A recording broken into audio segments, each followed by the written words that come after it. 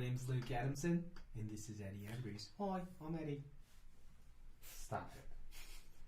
Alright, we should be live. Let's just make sure the stream's clear. Looks good, we're recording. Alright, welcome to the Millennial Experience podcast. Welcome, everyone. Hello. We have an extra special guest here today from out of town. This is our great friend from high school, Ryan Yap. Welcome, Ryan. Hello, thank you. We need a little soundboard. Yeah. Oh, like cheering and laughing? Laugh track. Like they Farts. do on Friends. Wah, wah, wah. Oh, yeah. Hello. So today we were thinking that we would talk about millennial religion, like what religion looks like to a lot of millennials these days as compared to previous generations, i.e. Generation X, boomers, and beyond. Beyond or before? Before. Both. Both.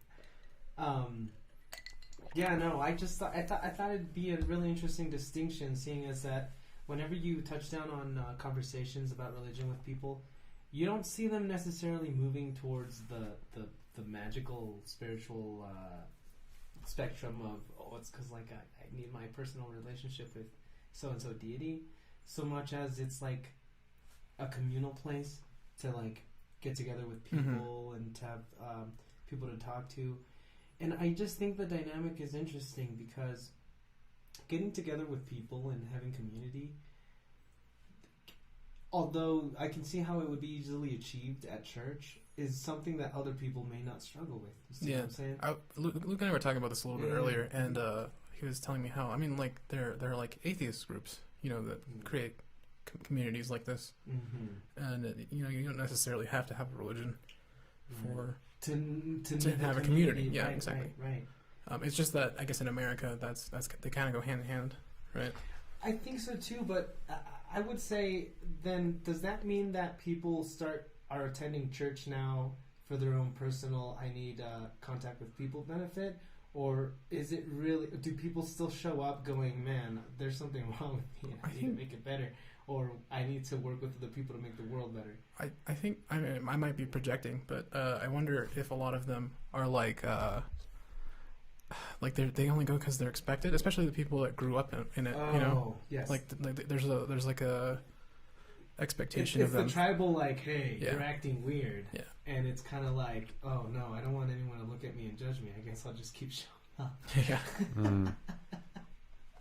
Yeah. We kind of experienced a little bit of that as when we were going to church. Yeah, and I was telling Luke about a friend of mine who he's basically atheist, but he just goes because his whole family and everyone he knows is Muslim. So you know. And this deep, intricate like structure gets built around your entire life. Like for me, it was so hard to break out of because all of my family, even not my immediate family, but my cousins, my uncles and aunts, like literally everyone else in my family is so incredibly absorbed into some type of Christianity. Where if you suddenly pull away from the church in any way, you're losing all of them essentially. Right. Because it's not like religion is super great about saying like, hey, you should really stay friends with all these people that aren't religious around you. Right. They're going to be a great influence on you and your walk with Christ. So the community aspect is something I think that really lures people in and keeps them there, regardless of how heavily they actually believe the material. It's really compelling because we're social creatures. Right. And it helps you to find that there. You can find that need. Yeah, I mean, you get to go sing songs with your friends and, like, you kind of get out of your comfort zone, meet a bunch of interesting people, give people hugs. Like, you get this socializing. Yeah, like, I see what you're saying. Like, I remember, like, just to touch down on, like, the joyfulness of going to church. It's like, you know how, like, pre-church, everyone's, like, shaking hands. It's almost like you're going to find people who you said you haven't shaken yet. You know, you haven't seen them since last week. And it's like, I remember the feeling that gives you, that everyone is in on this. Everyone is in on saying hi to everyone else. Yeah. And I'm kind of like thinking, it makes sense that people would find that in religion, when in religion your brain activates in a certain way when you walk into the church. You are Church Eddie or Church Ryan or Church Luke, right? You're not fucking Street Luke inside of church. And I can totally get how it would be appealing that you show up to a place where everyone just wants to say hi. This actually, I don't think I ever told you guys, but this actually happened to me last year before COVID. So I moved to Phoenix proper. Nice. And I don't know a lot of people out there really, because we were always in like Maricopa or whatever. So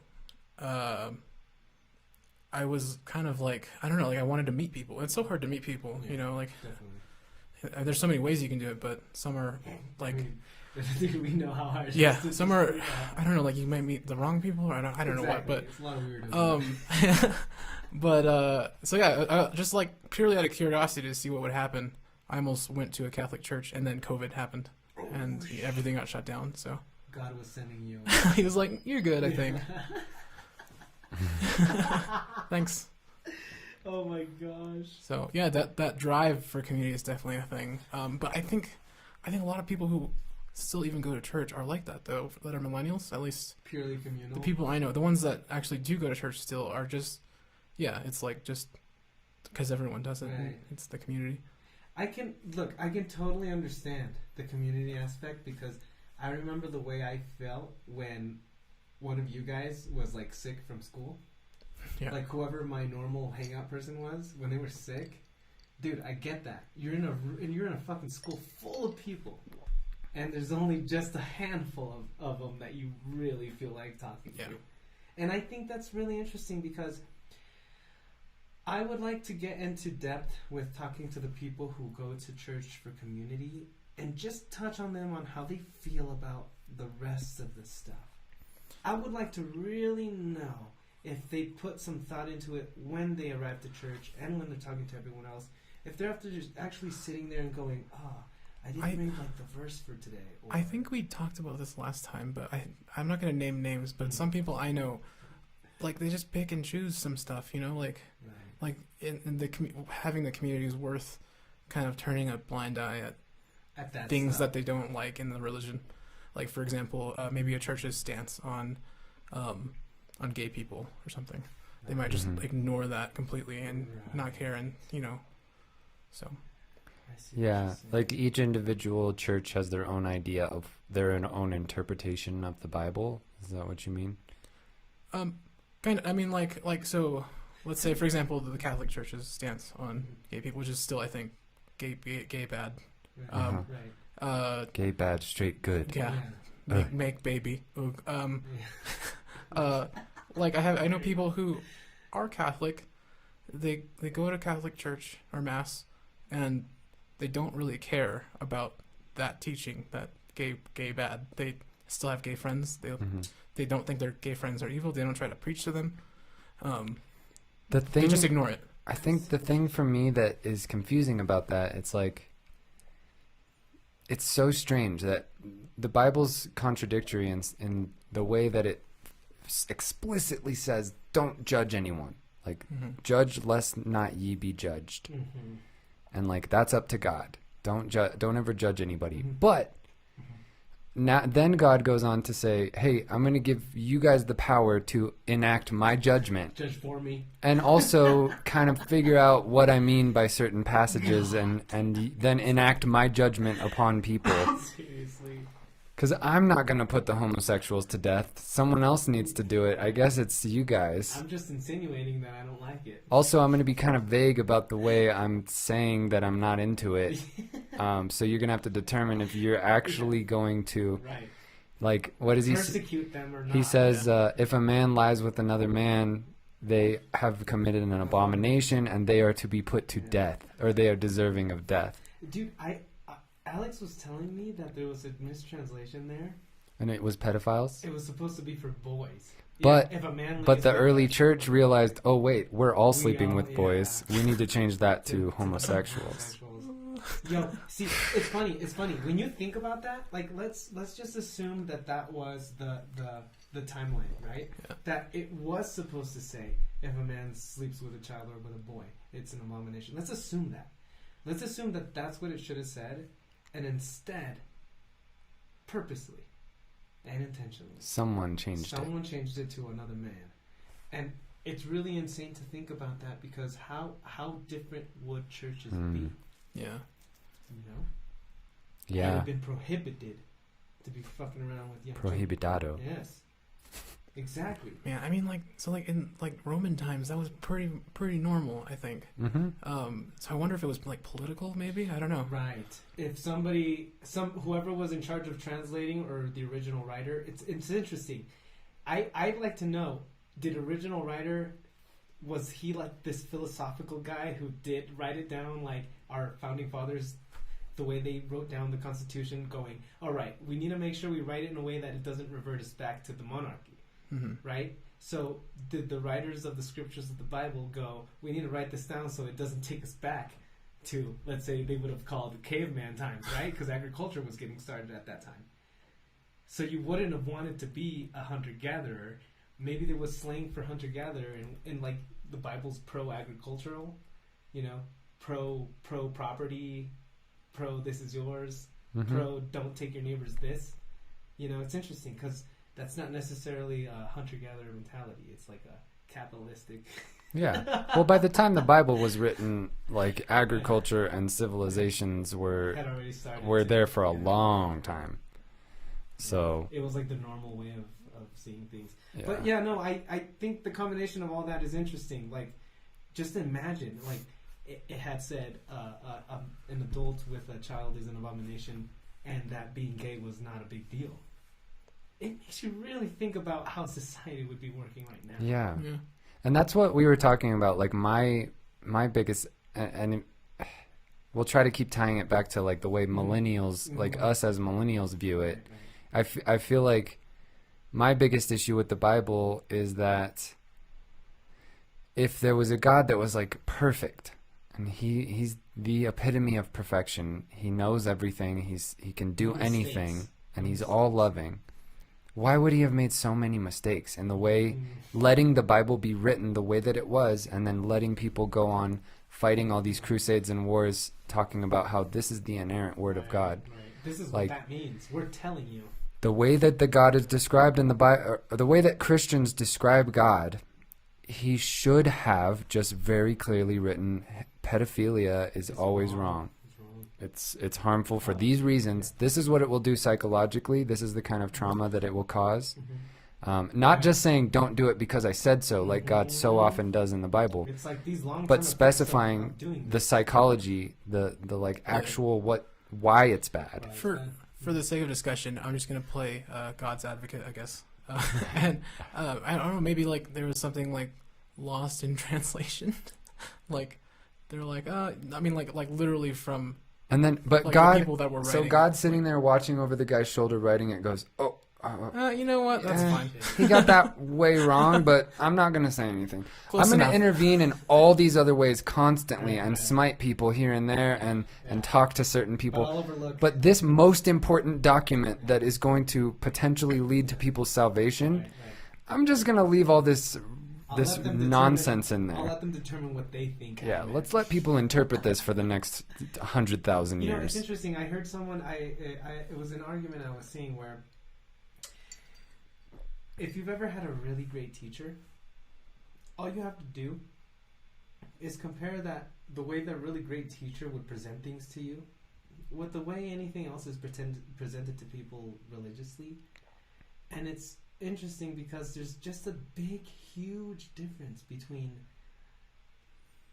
like all of that shit that seems like this is why you should do things, or no, just do them, versus this is why you shouldn't do them, you know. And it's interesting because somebody was saying someone as wise as God, right, a teacher, a wise teacher, how could they leave their teaching so sloppy? How could they teach in such a sloppy manner? a teacher wouldn't give you these notes that you were left to fucking interpret at home. Yeah. You know what I'm saying? So what the fuck? This is the creator of the universe, like the inventor of words and knowledge and critical thinking. Because so much of the Bible is written by prophets. Like, these are people that can talk to God. That he's directly telling them what to write, right? Hopefully it's not a game of two-player telephone Yeah. where they get everything wrong. Yeah, that's what I was saying. They It's probably weren't telephone. They weren't interpreting what he was saying. God was like basically grabbing their hand and holding the pen. That's So- how I imagine that. Yeah, the prophecy. It's not like they were just going, I feel think like God he is said saying this. Let me write that. And if that's the case, Right. they're It's probably shitty. just crazy. It's all shitty. Well, like some of that gets passed down by word of mouth instead of like getting written down, and then it gets changed and then translated into like 3 different languages, and then all of a sudden it's not even the same thing anymore. Like the telephone game. Mm-hmm. Maybe. I think it was the Torah was for a long, long time was just oral tradition. Right. Mhm. People just told each other these stories around campfires and stuff and in the temples. And then at some point, someone wrote it down. And then we have no idea where those transcripts are or how many versions of those transcripts were written before we finally get to our first copies that we have now. What's crazy, though, is that the first transcript wouldn't even be that reliable. Because it was However long time of oral however tradition. long oral tradition it was, then you're talking about finding the guy 20,000 years Until ago then, it who's was a thinking game of about it. telephone. And we don't know how good their handwriting It was. the ultimate game. It was actually the ultimate game of telephone. Yeah. Like if you could read it, like I don't know what this says. I guess let's just do other men, maybe. Did it say Yeah. boy or man? I don't know. I can't read it. What Does makes that sense say to you? pedophile or Man with homosexual? another man or man with a boy? Which one do you prefer? Dude, that is crazy to think. Yeah. That there was 2 men sitting there thinking, which one of these do we want to lock ourselves out of? Yeah. That's fucked.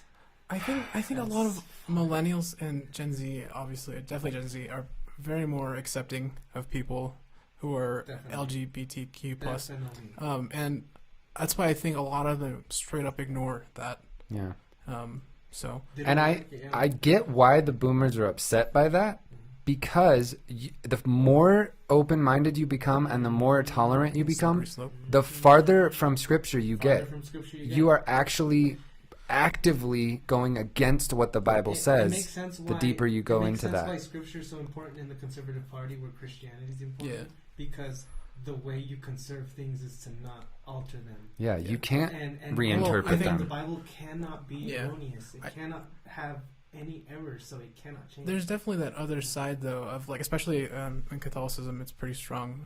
Where, like, let's say Pope Francis, for example, he's very much on the more liberal side. Well, he was the evolution guy, right? He said. Yeah, he's done a lot of stuff where he's completely contradicted Yes. the church, I think. Mhm. And the conservative church doesn't like him at all. Yeah.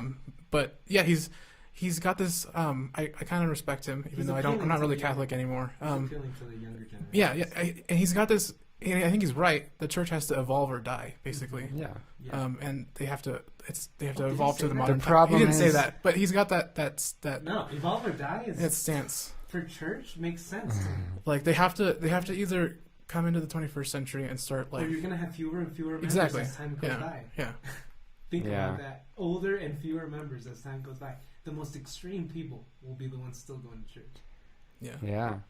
And like as sad as it is when I see like the Westboro Baptist Church like sitting at the pulpit, the pastor's talking about how the cops should be killing gay people. Like it's our job as Christians to assign police to the and create laws that follow the Bible so that we should be actively like hunting homosexuals.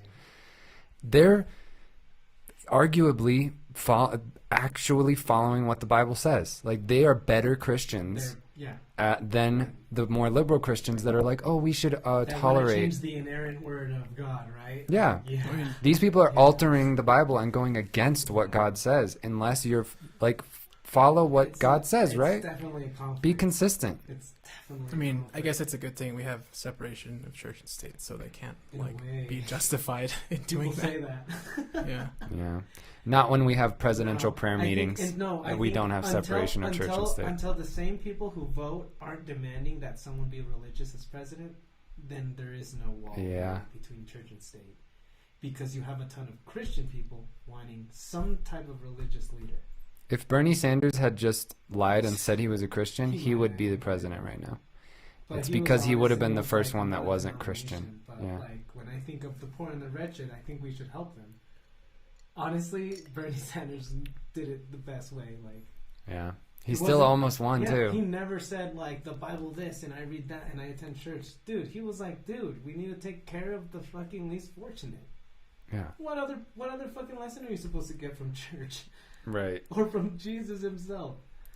But you see, people pick and choose. They're just cherry picking the stuff about helping the poor and the wretched, but they're leaving out the stuff about hunting down the gay people and slaughtering I them. think I would have less of a problem with religion, organized religion, if they would just maybe pick the things that matter more. You know, like. Honestly, I agree with you, but I would just tell them. Throw out all the shit. Yes, exactly. Yeah. Just Take throw that out the verse stuff. about killing gay people Throw and that pull out. it out of the Bible. Or tell Get people- rid of it that forever. could Or happen. tell people, hey, listen, this is ill-interpreted because it doesn't make sense for our time. Can you Maybe turn it's my mic down a little bit? This one? Sorry, it's just This one? blasting. Yeah, a little bit. Perfect. because you. like those people are like walking around and like you can't really follow it to that extent now, you know, and it that if they could just say this says that being gay is an abomination, we can be somewhat confident to say that maybe this meant to say something else, like a bullet.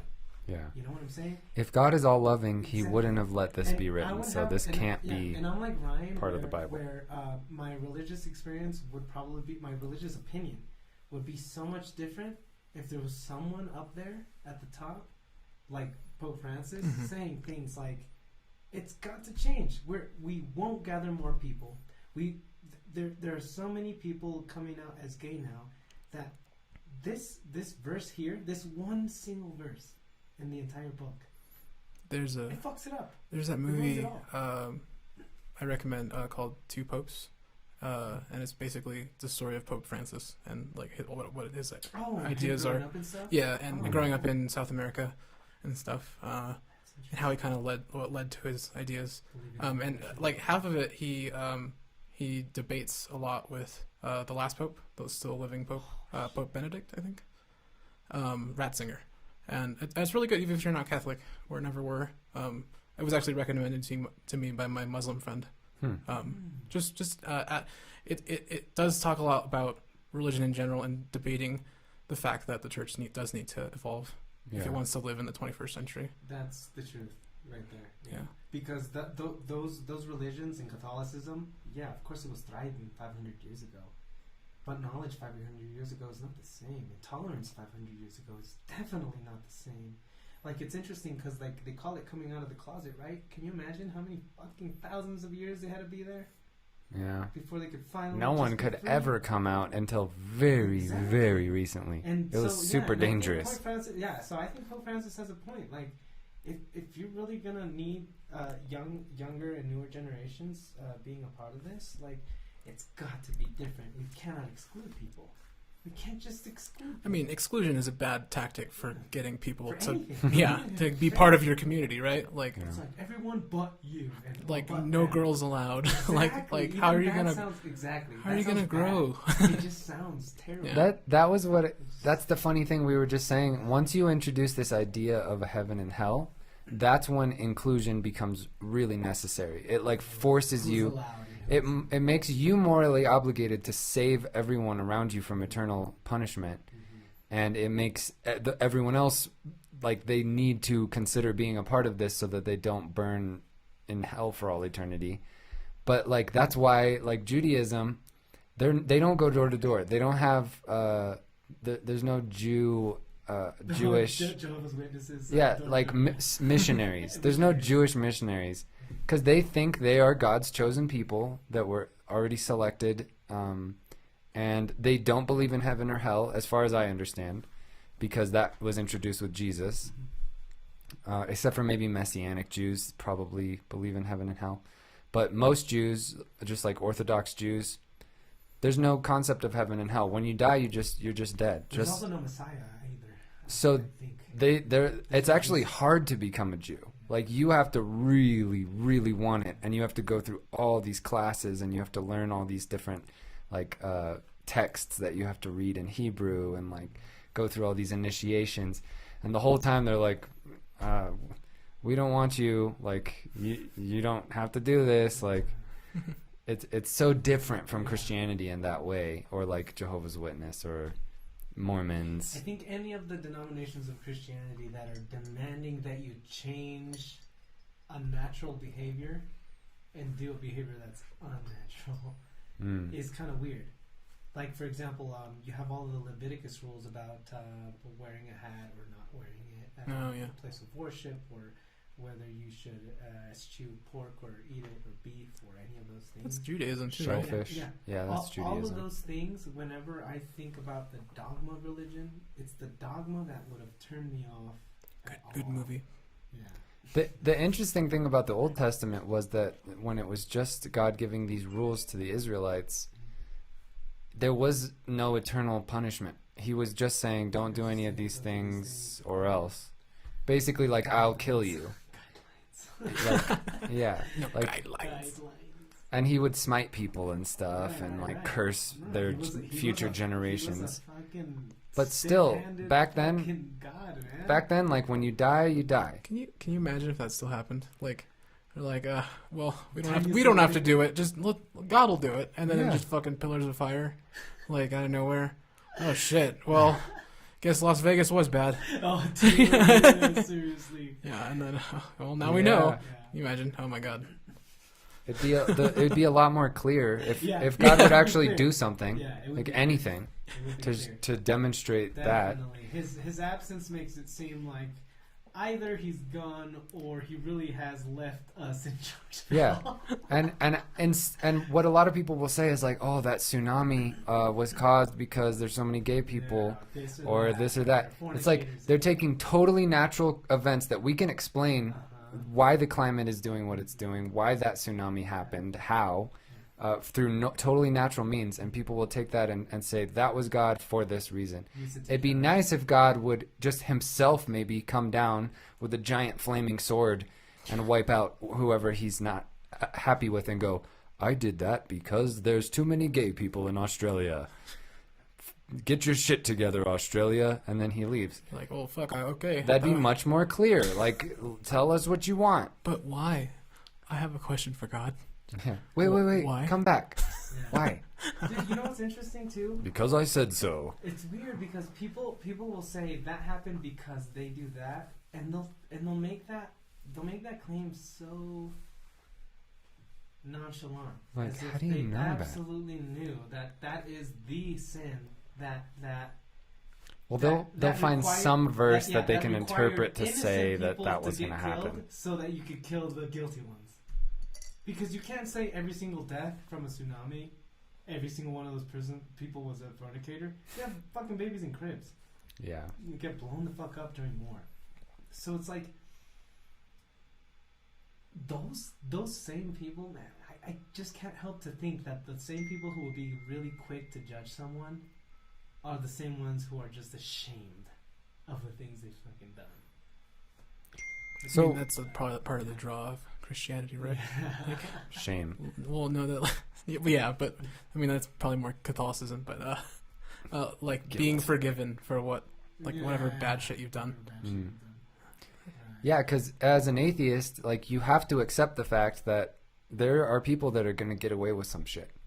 They're probably going to get away with some really fucked up shit. They're going to live their whole life maybe wealthy, at peace, relaxed, and then they'll die of old age, and nothing bad will happen to them because of that. And that's hard to swallow because you want there to be some kind of like justice for what they did, but sometimes there's no justice, and that's just a hard truth of life. I'm glad you bring that up because you're right. It is a little bit hard when you're an atheist and all that stuff just happens because at least when you're religious, you can come up with some way to say, well, it's got to be for some reason, right? There was some purpose to that. Yeah. There was some reason it happened that way, and atheists don't have that. So what we have to end up doing is say, there's no one who's going to save us, so we have to fix it now. Yeah, we have to try to build a system here that's going to keep everyone safe that's going to allow us to get justice here and now as best we can. As best we can. Some stuff's going to slip through the cracks, but let's do as very best we can. The thing is that it means that what we know is that there's work to do, and that and it's not it's probably never going to end. Like Jane Goodall Jane Goodall said it, I think, the best when she was saying like all of the things society has to fix, like racism and sexism. She's like, and we have a long way to go, don't we? And that's the thing. Like there's still a lot of fixing to do, and that you can't even imagine that by the end of your life it would be perfect. Absolutely not. The only direction is to just make it better, lessen the pain that people are going through. And I think that's the one thing. You can have Christian people who may take action, but it doesn't seem like they think that they need to. Because you have some of the Christian people who will say, well, God is acting through me, right? So I give $1 to a homeless guy. It was God giving $1 to a homeless guy. But that means that God's ability is only as much as your own. Yeah, and at that point, like, where's God? Then, dude, he has so much power. He created the universe, but yet his budget is your budget. Yeah, and so that's it saddens me because we have to live with that. We have to live with the fact that there's work to do, and there's people who are living their lives in peace, putting their life in someone or something else's hands. And we can't put our lives in someone else's hands. And don't you think, like, if everyone's going around believing that God's just going to take care of it, they may not do anything people will probably not want to get together and work towards a solution as hard. That's where every single thing that happens has a meaning, because God's taking care of it. You see what I'm saying? Mm-hmm. So he's working on it. You can explain away all the bad things. You do not need to worry about it. He's cooking something up. Yeah, exactly. Cooking something up. Whether he gives you back your $20 today or in 10 years, he's working on it. And that's a problem to me. Yeah, and whenever it happens, however it happens, you can just know that it was God. You just know that it was him. Yeah. Exactly.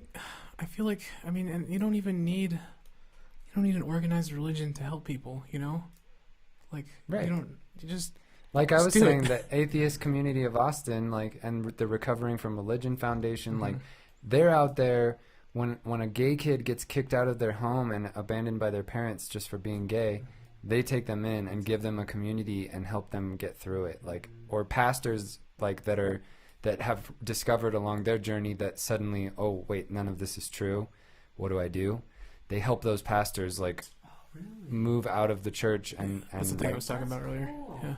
Yeah, it's the Recovering from Religion Foundation. I know it can be hard. Do you remember when you read, when you started Christopher Hitchens' God is Not Great? Do you remember him mentioning there, like, he was mentioning that he understood how hard it is to cut away from your religion, and he described it like cutting off like a limb mm-hmm. from yourself when you do that.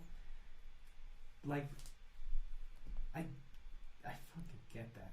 Like, I get that. And me, I'm almost in the belief where if religion is your thing, but you're leaving it, I'm almost a believer that you need to have your thing ready to go in here. Oh, I was going to ask you about how that. you how that happened for you. So me, it was a combination. I both lost my virginity and... As you do. And no, you didn't. and I also just had like I had siblings I had a brother who just it sort of alleviated the pressure of it all, because like when you're in church and stuff, sex is like a prohibited thing, right? And you know, obviously you get married and that's when it happens, right? So in your head, that's the idea. It's like nothing's. You won't know anything about the person besides holding their hand until you get married, right? You're and like, so, we're really compatible at holding hands. It must be the same in bed. Exactly. There's so much wrong with that we probably won't get into, but keep going. So, in my own head, there was a couple of things. There was a couple of things that met up. So, I was starting to get older. And I was starting to just prioritize the types of urges that my thoughts would bring up in life. You know, whether it be girls or work or any of the other things. I was starting to feel like where is not only religion going to fit, but where is it necessary? So would you say that it sounds like that's pretty common for millennials, right? We've got so much going on, at least in America. That's right. That you start to go, well, is church important to me? Like, is church doing anything for me right now? And you start to think. Yeah, I mean, maybe it's part of like. Because that's why like what you said when we were talking about how it's communal. If it is communal, think about that. That is an important thing to people. Right. That's actually what I was going to say. It's going to be the only thing. Like in maybe in different states other than we're like in the West, maybe in like a Midwest or something or whatever. It's more important there maybe. The South. Right, the South. For sure. Yeah, to do that. But I would say I would not confuse wanting to be community with people and talk to them. I would not confuse that with your spirituality, which is what is it that makes you decide that something's right and wrong? What makes you sad or angry or happy? That is your spirituality. Your moral system. Those are your moral systems. That's what's going to help you decide whether I pick up that pencil, put it in my pocket and walk out and it's not a big deal, or taking that pencil is a bad thing. It doesn't matter if it's just a pencil.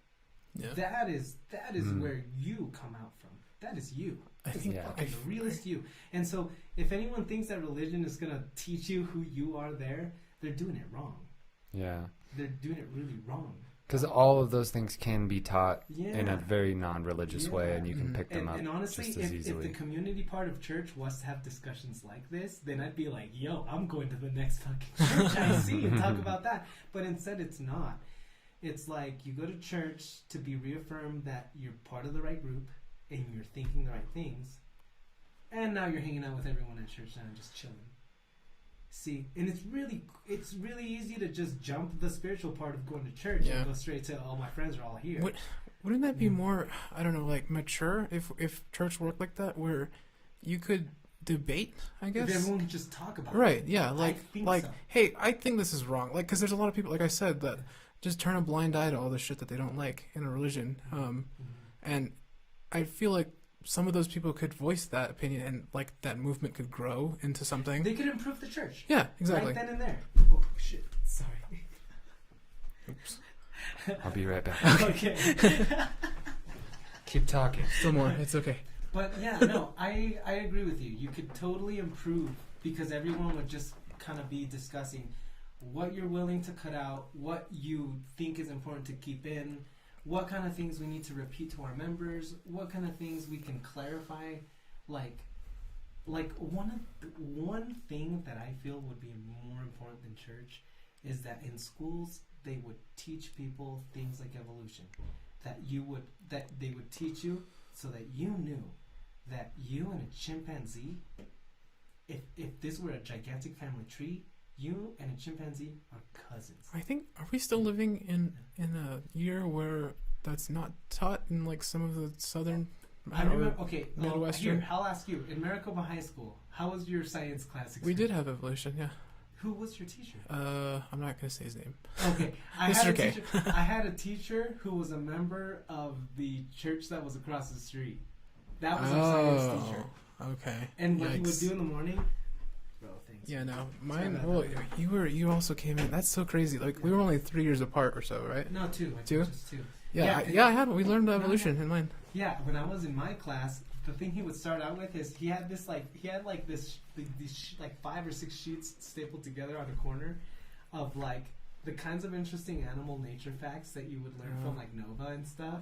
Yeah. And that was like my favorite part of the class because after that, bro, I shit you not, do not remember what the content of what he was teaching was. Wait, I swear to God. Luke, so Eddie wasn't taught evolution. Were you taught evolution? In high school? In high school, yeah. Yeah. That's crazy. That's insane. We didn't get it. Like, for example, my realist science experience was in university classes. Okay. Which is, it's interesting because I had read somewhere that they said if you want to learn real history, you need to take American history at a university and not to trust the regular educational school system. Yeah. K through 12. Actually, really cool. Like some of the history classes I had to take, like I took a history of engineering.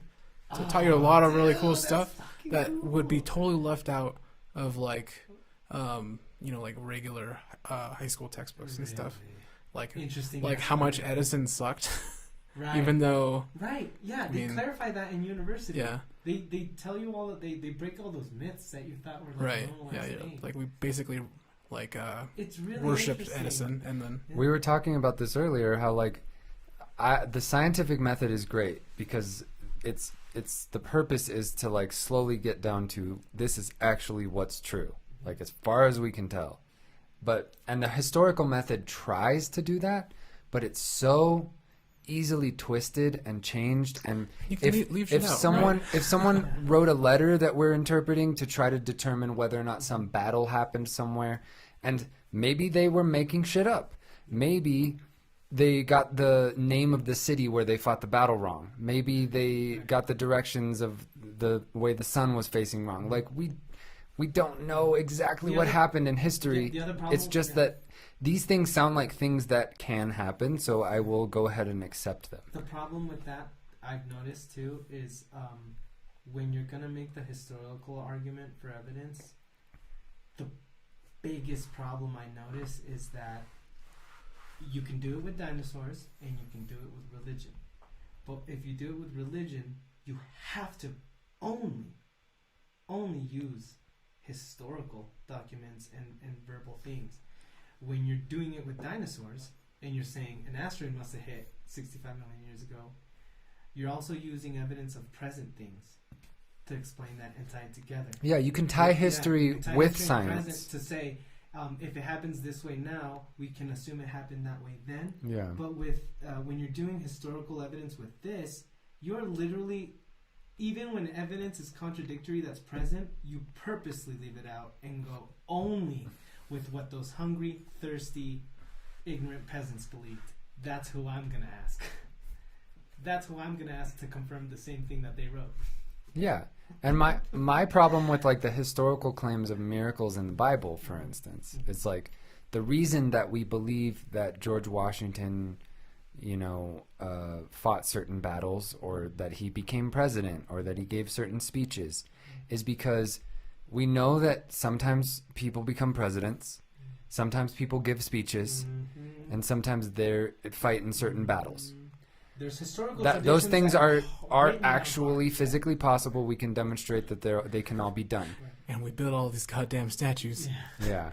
So when you when you say this person died all the way on a cross, and then they were dead for 3 full days in a tomb, and then they came back to life. Yeah. And people saw him. That's not something that happens. That's not something that we know can happen, that we've ever seen happen. Right. Somebody can walk on water. That can't happen. Right. You can't ask anyone present. You have to refer to let's the test it. Testimony of let's people see if that can happen, and under what circumstances it might have happened. Because it's a cheat code to just say, oh, God did it. Right. No, we don't know how or why. God did it. Can you imagine if the apostles were like, yeah, he's back. Suck it, Rome. like, and they were just lying. Yeah. Dude, seriously. Isn't that more likely? Can't touch this. Yeah. So what was it like for you? Like, because you, back when we first met, you were like very Catholic as far as I was concerned. Like, not like heavy practicing, but I feel like you bought into a lot of the ideas. So like between then and now, what has changed for you? I think as I grew up, like I told you earlier, I had more of a scholarly interest in religions, and like all the religions, and even now a little bit of atheism. Not that I want to practice any of them, or that I believe one way or the other, but just purely out of like curiosity, like a humanity's interest. And that's kind of how it happened, is that it just kind of drifted away from ever going to church on my own. Just purely because I went to other churches, or I didn't go to church at all. So yeah, maybe that's different from a lot of millennials. And kind of like Eddie, where I kind of like your priorities. Yeah, my priorities, and like I hate getting up in the morning, going to church on Sunday, doing anything. I don't know, and it wasn't in my family. It wasn't a huge thing. It wasn't like a community thing. Like maybe it would have been a bigger thing if my whole family had like kept going every Sunday, and that's when I saw them and hung out with them, you know. But we didn't really, so yeah, I just kind of like drifted away into like not even practicing other religions, but just checking out what was going on in other churches and stuff. And I kind of, I mean, so like I'm technically still, they call it like a confirmed Catholic. Like I took all the rites and stuff, and I can go to any Catholic mass and do all the stuff. But yeah, I just don't really go unless it's like a wedding or a funeral now. So when you're there, like, and you're going through the motions, like, does it feel real to you? Like, does it feel like... I don't know, man. Sometimes I feel like I could totally buy in if I wanted to, and then sometimes I just don't really care at all, you know. And it's purely you know, just a scholarly interest for me. Like it's interesting, it's like the history being a of part of culture and like specific culture. The history of the Catholic Church or the history of Mormons or whatever. That's interesting to me.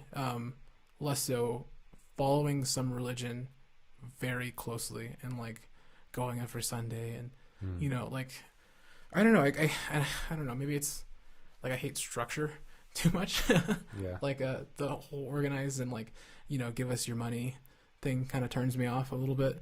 Obviously they need money to like operate, I understand that, but and it just kind of freaks me out a little bit.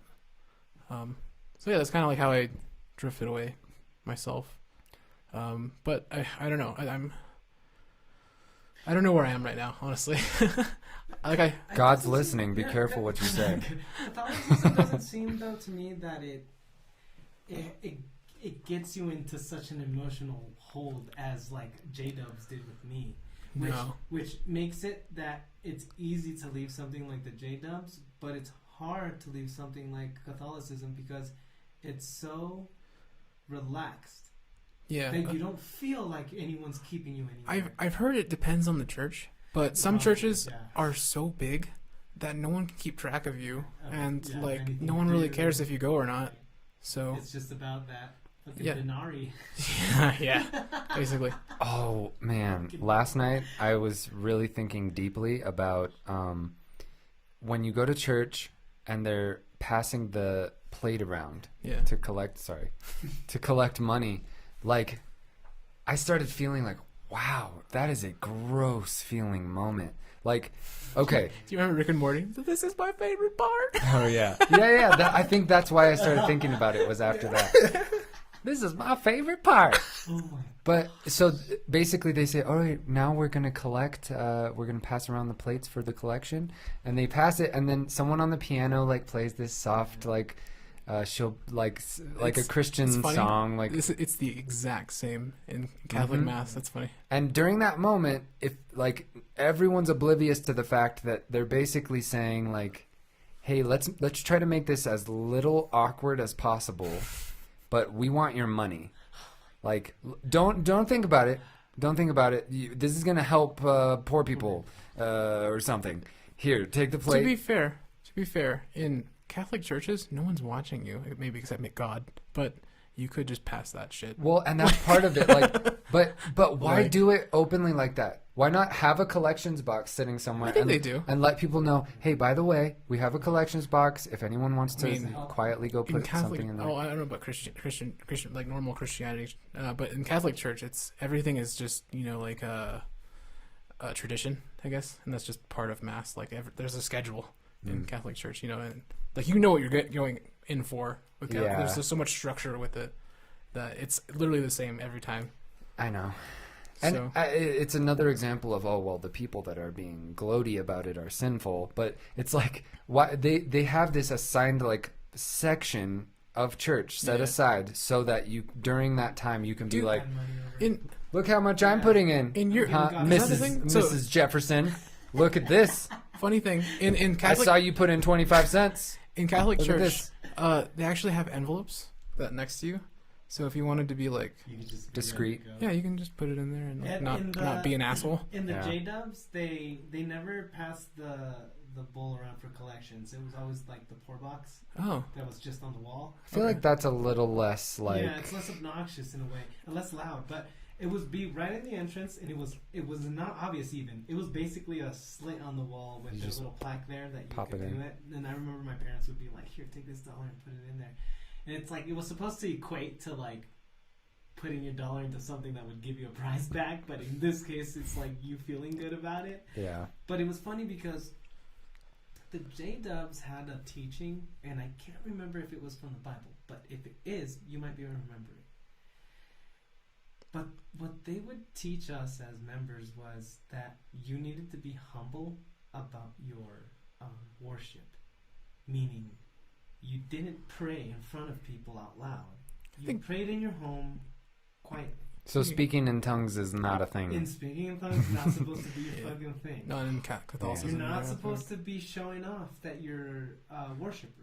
That's not the point. I think it's the same in Catholicism too, where like you're not. Yeah, but you're not supposed to show off. But see how passing that fucking bowl around is the opposite of that? Yeah. That's where everyone's going now. Time to compare. Who's gonna fucking lay down or the wallet or over here? right up front where you can go light a candle for everyone to see that you're going up to light a candle in front of the whole It's church. Like God is fucking thinking of me right Yeah. now more than all of you. Yeah, I don't like that competition aspect because that's exactly the thing that makes you a not a good neighbor. Is trying to feel like you're better than your fucking neighbor. You sacrifice more than your neighbor. You love God more than your neighbor. You love your neighbor more than he loves you. You see what I'm fucking saying? And the like tradition aspect altogether, like why does God need to translate his message through all these interpreters and traditions and pastors? Like, shouldn't the way that you should bring someone to Christ be to give them a Bible and say, hey, there's this, you should really read this. Read this cover to cover and see how you feel afterwards. And if by the end, if you've read the whole Bible and you go, oh my God, there is a God, and this guy definitely died on the cross and all this stuff, and you come to that because God has put it on all of our hearts that he exists, right? And then you can just pray in your house, read your Bible quietly. He will know that you believe in him. Yeah. He will know. He doesn't have to go, you don't have to be out there in front of a crowd. And in front of God. Yeah. But it's the community thing, I get. I like to joke that the Catholics don't read the Bible. They have the Bible read to them. Yeah. That's kind of the history of churches. Yeah. And that's why I was saying the easiest way to become an atheist is just to read the Bible. Yeah. Good luck making it past about Leviticus or Deuteronomy and you're not already an atheist. I don't know how far I got. I think I barely got to the New Testament before I stopped. I got to Exodus 21. Yeah. And at that point I was like, wait, he says you may buy slaves from the heathen that surround you. Mm-hmm. You can beat them as long as they don't die within a few days. Like, where do I go to do that? Yeah. I was here. yeah.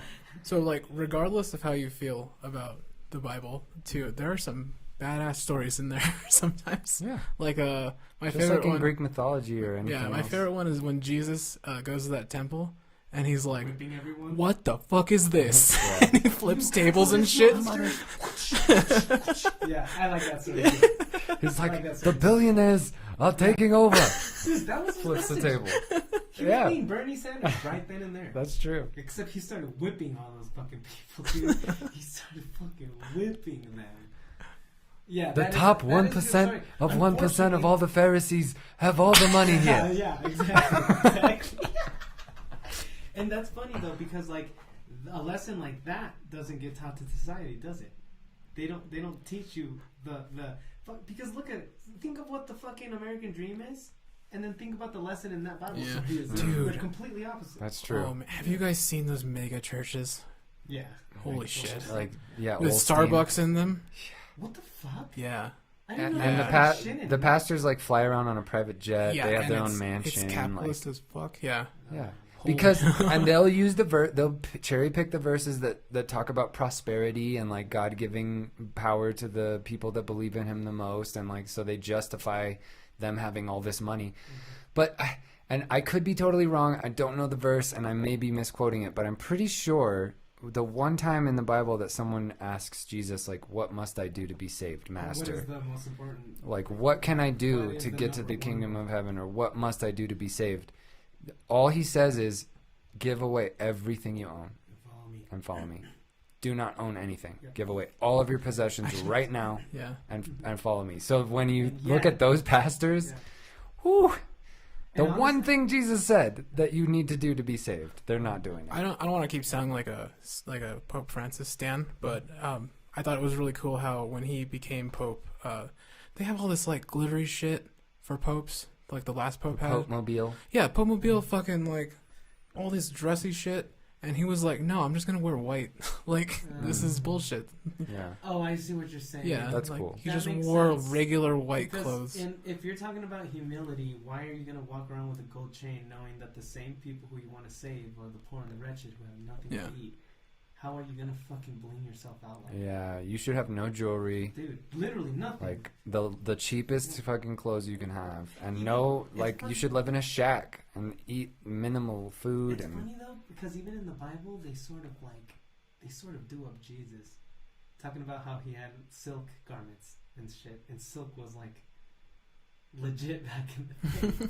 mm, And so it's funny because you still have sort of the objective.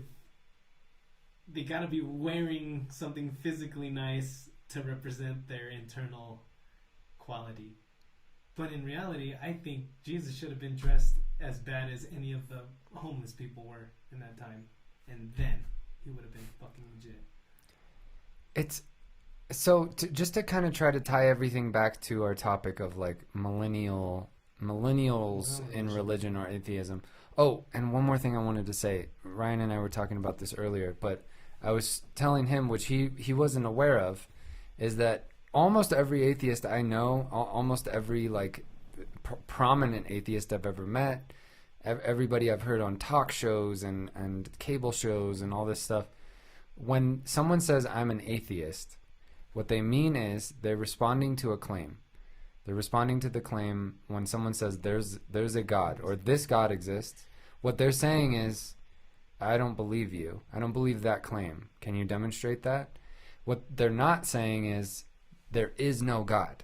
Mm-hmm. Like, I know there is no God, and I can demonstrate that there is no God. What they're saying is, this guy came up to me. It's like if someone came up and said, there's this flying spaghetti monster that lives up Mount, whatever, and if you don't believe in him, you'll die. Yeah. Your response would probably be like, I don't believe that. Can you show me why that's true?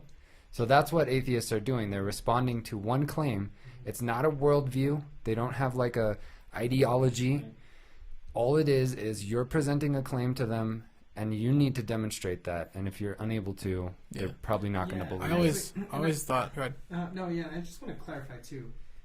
With atheism, being someone who's a non-believer, first of all, I don't believe that requires a word in the first place.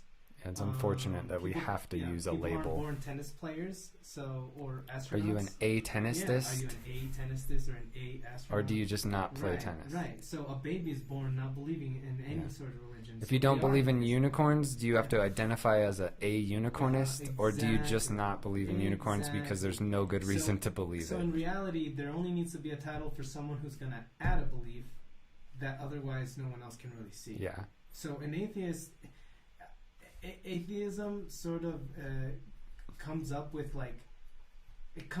Satanism a lot, or anti-religion, when atheism is anti-theism, and theism is just your belief that there's a creator, and it's just anti-belief that there's a creator. That's totally separate from the Bible. And it's not a Totally belief separate that from there the is prophets. no creator. Shit. It's not a belief. It's not a Yeah. positive belief Yeah. that there And is no God. It's just that we don't see evidence that That what there you're is. saying is true. yeah. And that's just like any other claim that you'd be skeptical about. It's Yeah. I don't believe that what you're telling me is true. Here's a good analogy. Let's say you had a jar of gumballs, and in the jar, someone tells you that the amount of gumballs in this jar is even. Do you believe me? No. Right, but you don't positively right. believe that it's odd, right? Right. Because you don't know. You would want I would to need to say, count I them have no and idea. demonstrate to you. Exactly. Once I count them in front of you and show you there's an even amount, Right. then you'll be like, okay, I believe Yeah. you. Right. That's how I feel about the Christian God or the Muslim God Yeah. or I- whichever God is presented And to me. evidence for I think that. people. I'm like, show me that God and I'll believe it. Like, bring it on. People have this tendency to take sides, I think, and they think that, like, I mean, I always thought that if you're atheist, you think, there is no God. That's Mhm. that's the thing that everyone is like, oh yeah, that's the belief of atheism. But Mhm. yeah, it's interesting, I guess. It gets synonymous with that because of it's the same way that a preacher would misinterpret evolution and tell you really think you come from a chimp, even though that evolution doesn't work like that. Yeah. They do the same thing with an atheist. It's like this is a satanic person, rather than saying this is a person who doesn't want to follow all the dogmatic beliefs that we're telling you to. Don't eat shrimp, don't eat fish, don't wear a hat when you come in here. Yeah. And it's kind of like, yeah, that's not so bad. That's not so bad that someone is like, I don't see any merit to following those rules, seeing as that I'm not scared that a fucking super authority is going to be pissed that I break them. I'm not talking about breaking laws. I'm talking about breaking the dogmatic religious rules.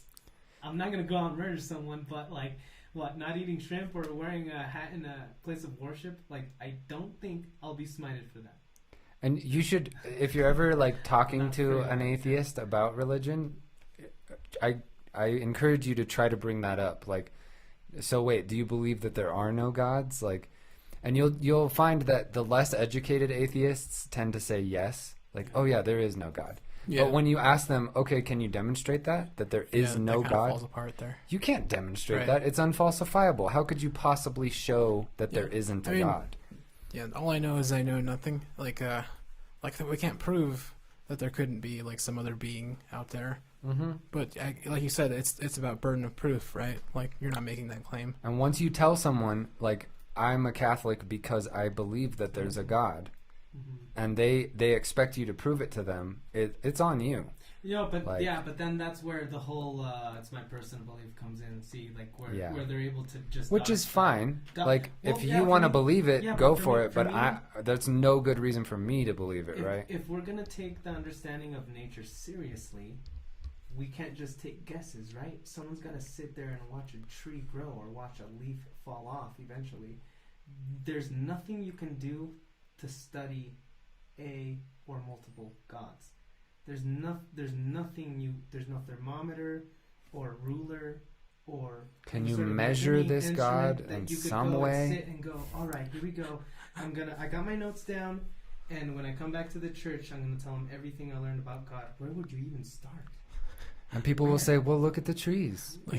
Like you have like some of those instruments from like Ghost Hunter stuff, Yeah. and you're Mhm. like, are there any gods here that would like to speak with us today? But one of the analogies I like to come up with is I like to use there's a lot of things we get really, really evidence about, right? So let's say you get your paycheck and something seems off. You're not having faith that they fucking paid you the right thing. Mhm. If something seems off, you're going to be like, hey, I worked this many days, and all of a sudden, a ton of math starts getting applied all of a sudden. Number Yeah. one fucking evidence helper is math. And so you start using math for these kinds of things.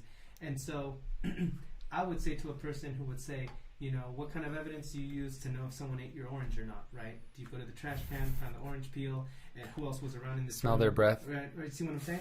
Now, Can you do that What? with God? yeah, exactly. What piece of evidence would you say that when you saw it, you would say, holy shit, I think an angel was fucking here. Yeah. Just left. And They how could forgot you this, they demonstrate forgot it this. other than I saw it? Exactly. Because people have seen aliens, people have seen Krishna, Loch Ness Buddha, Monster. Allah, Monster. Loch Ness Monster, Bigfoot.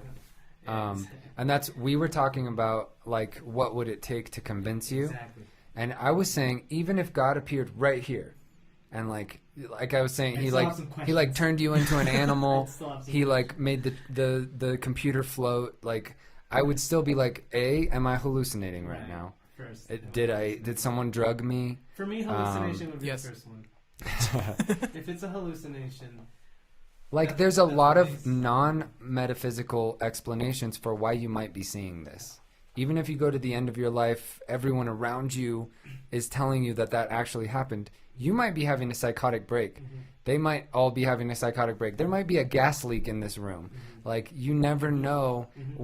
Why is some supernatural God that created everything the explanation for what you just saw? Mm-hmm. So what I always say is, when people are like, what would it take to convince you? I say, if God is all-knowing and all-powerful, Mm-hmm. he knows what it would take to convince me, and he should have already done it by now. And the other thing too, when I became non-religious, there was multiple things that happened. Religion wasn't the only thing that got dropped from my head. It was belief in ghosts, witches, Really? spirits, leprechauns, fairies. All of that was gone. All of that Like was in gone. a flash? Yeah, all of it was gone altogether. Because for me, Because- that was a No. process. No, for the only process that, like, I cut religion off, but after religion, because the system of questioning if God or angels are real works the same. Skepticism. It works the same with fairies and leprechauns. Dude, okay. It was the same thing. It was like, dude, well then, anything I'm afraid of, it's gonna be a real thing, a real person, an animal, a bear. It'll be Yeah. a real thing. It'll never, ever, ever for the rest of my life ever be a demon, a fucking angel, a devil, a monster, a leprechaun, fucking troll. It's never gonna be any of those things. I put a ever lot in of my that life. stuff into the same category in my brain as aliens, and Yeah. I'll admit that aliens are far more likely than any of that. Yeah. But yeah, in my brain, so I still choose, like, I want to believe in them, you know, Yeah, but I have can no see that. proof of it. Right. With The thing about aliens the is aliens is more probable. it would be biological life that may have evolved on some planet just like we did. So we have one example of that already happening on a planet. Yeah, it's here. So that is actually not, makes the biggest we can difference. calculate the probability of aliens existing based on the size of the universe, the number of planets in the Goldilocks zone. Mm-hmm. You cannot calculate the probability of ghosts because we have no examples Or of that fairies, or actually trolls, existing. or unicorns. Yeah. These are Yeah. all in the same Or category. gods. But you can leave aliens in a separate box. I'm telling you. Yeah. I'm You gonna can keep leave them putting in it in a there. leave them in a probability No, box. I do. I mean, technically, I Yeah. do, because I just told you I feel like they're more probable. Yeah, no. Because in absolutely. order to determine probability, you have to have at least a non-zero chance. Yeah. And you can't do that with ghosts or God or Yeah, anything like but that. like we were talking about earlier, like I can or can't prove that ghosts are fourth dimensional beings or something, Mhm. you know, that we just can't explain yet because we can't right. fathom But that. I would say, look, But if we have to go into, like, we can't explain something yet, you can actually literally just drop it all together. If there's no evidence that's making you think it's even a possibility, You can just say, I don't know. You can just, no, I would say you can even just ignore that as an explanation at all until something happens that you can say, oh shit, there's a chance that it Yeah. could be that. There's But evidence. Otherwise, we're going. I can't show you that ghosts are coming in from the fourth dimension. That's just what I believe. You see what I'm saying? So it's kind of like that. It's kind of like, well, then if there's no way to prove anything that you're thinking, then it's probably an explanation you don't even hang around near or at all with. It's kind of like scientists always say, we want to start out with the simplest explanation. So when you see a ghost or a demon, Yeah. the simplest explanation is if you were hallucinating. Yeah. Now, if you weren't, now we're gonna. Maybe you were Okay, now maybe it's you were getting very interesting. tired Yeah. and your Yeah. brain state was in an altered state and you saw a glimpse of something out of the corner of your eye. There's a lot of And then things- the next day you remember it slightly differently because our memory is Mhm. super fucking Right. flawed. Right. There's a lot of There's a lot of biological, things natural until- explanations for why we until- see the things yeah, we do. Until there are no innocent people in jail from a misidentification, Yeah. then we can't assume anyone's brain is working perfectly think, as far as memory I think a goes. good out is that you can always say that, like, not necessarily that the beings exist, but like the concept of the beings exist. But that's As an what I mean, abstract yeah. That's concept. what I, yeah, that's what I mean. So technically, Santa is real, but In he's a- not alive as a and real. concept. Yes. Yeah. See, the thing, like, where I like to have fun with people is, like, I like to use. That's ghosts- like mental masturbation though. It Yeah, gets it us is. nowhere. I like to use spirits or ghosts as an example because you have such an example of what spirits and ghosts do: jiggling doors, flicking switches on and off. Somehow they have no bottom torso, but they float and yet have to walk at the same height they walked when they were alive. They're not falling through the floor. They're not flying up into the air either. What is I happening? think it depends on the ghost. What is the inconsistency of ghosts? See, and that's what I'm saying. If we have a ton of inconsistent ideas of what a ghost is, maybe, Well, is it a ghost or a maybe, poltergeist? yeah. Like I mean, we gotta differentiate. But just in the way that the Bible is interpreted differently, it's different people. Are ghosts even in the Bible? I mean, it depends on what you mean. I by guess our spirit. Yeah, the Holy spirits. Spirit is supposed to be the essence, but if there's something physical But to not it, like they don't say. traditional ghosts. I don't know if ghosts have like come back and talked to people. I think maybe. I'm not 100% sure. There's zombies in the Bible for sure. Nice. Are The- there zombies? Yeah, after Jesus comes back from the dead. First of Oh, all, couple of Lazarus people. was a zombie. Lazarus Pit. But also, after Jesus rose from the dead, it says that all of the dead bodies around Israel Fuck. rose and marched into the city, Yeah.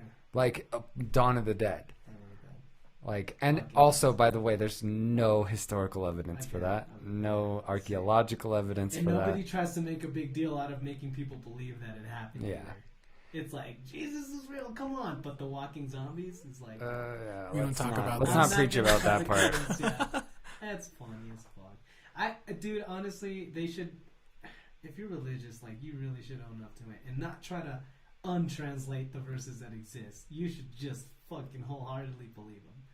And just see how you feel about yourself. Yeah, like that's I a feel thing about about religious when you do that, millennials yeah. is they're really quick to reinterpret the way the boomers got it wrong Mhm. or their previous generation got it wrong, and like the Bible really means this because I'm superiorly intelligent to the boomers at interpreting the Bible.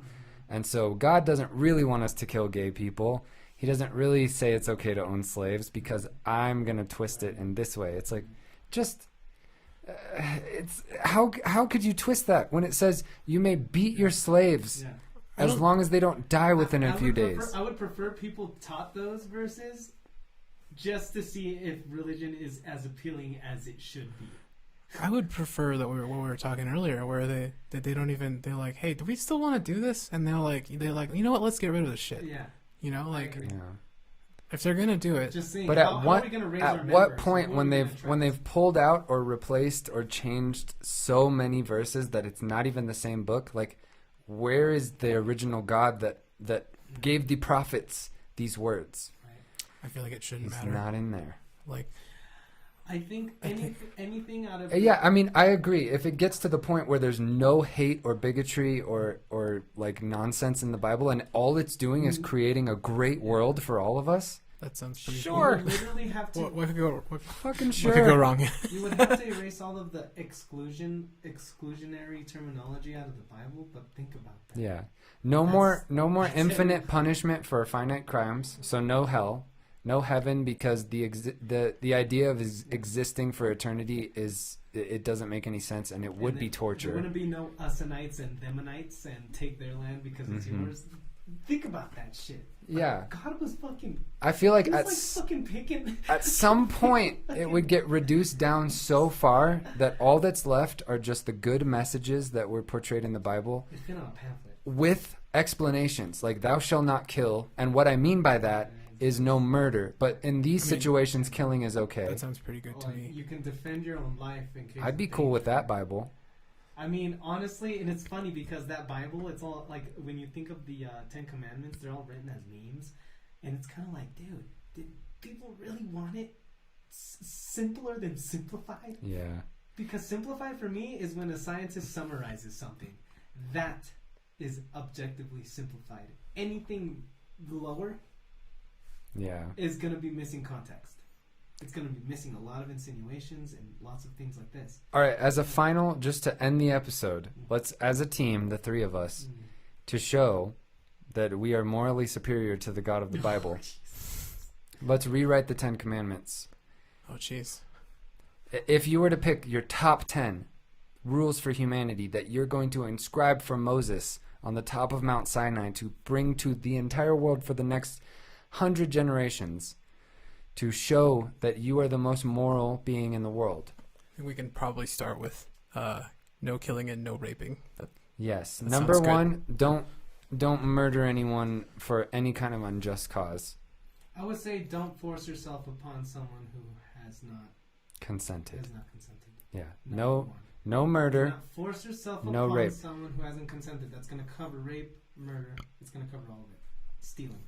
No, let's break it down farther than that. You Because wanna murder make and it rape are specific? very different They can, things. people can Very people can different interpret things. what you're saying though differently. They're gonna 'Cause be these like, are gonna come with so I can't subtext. kill 'em, but I can steal a bag from them. Number one, thou shalt not murder, and that means don't ever kill anyone unless you absolutely have to if someone is going to cause tons of harm immediately to someone else around you, and that's the only way to stop it. Or a ton of people.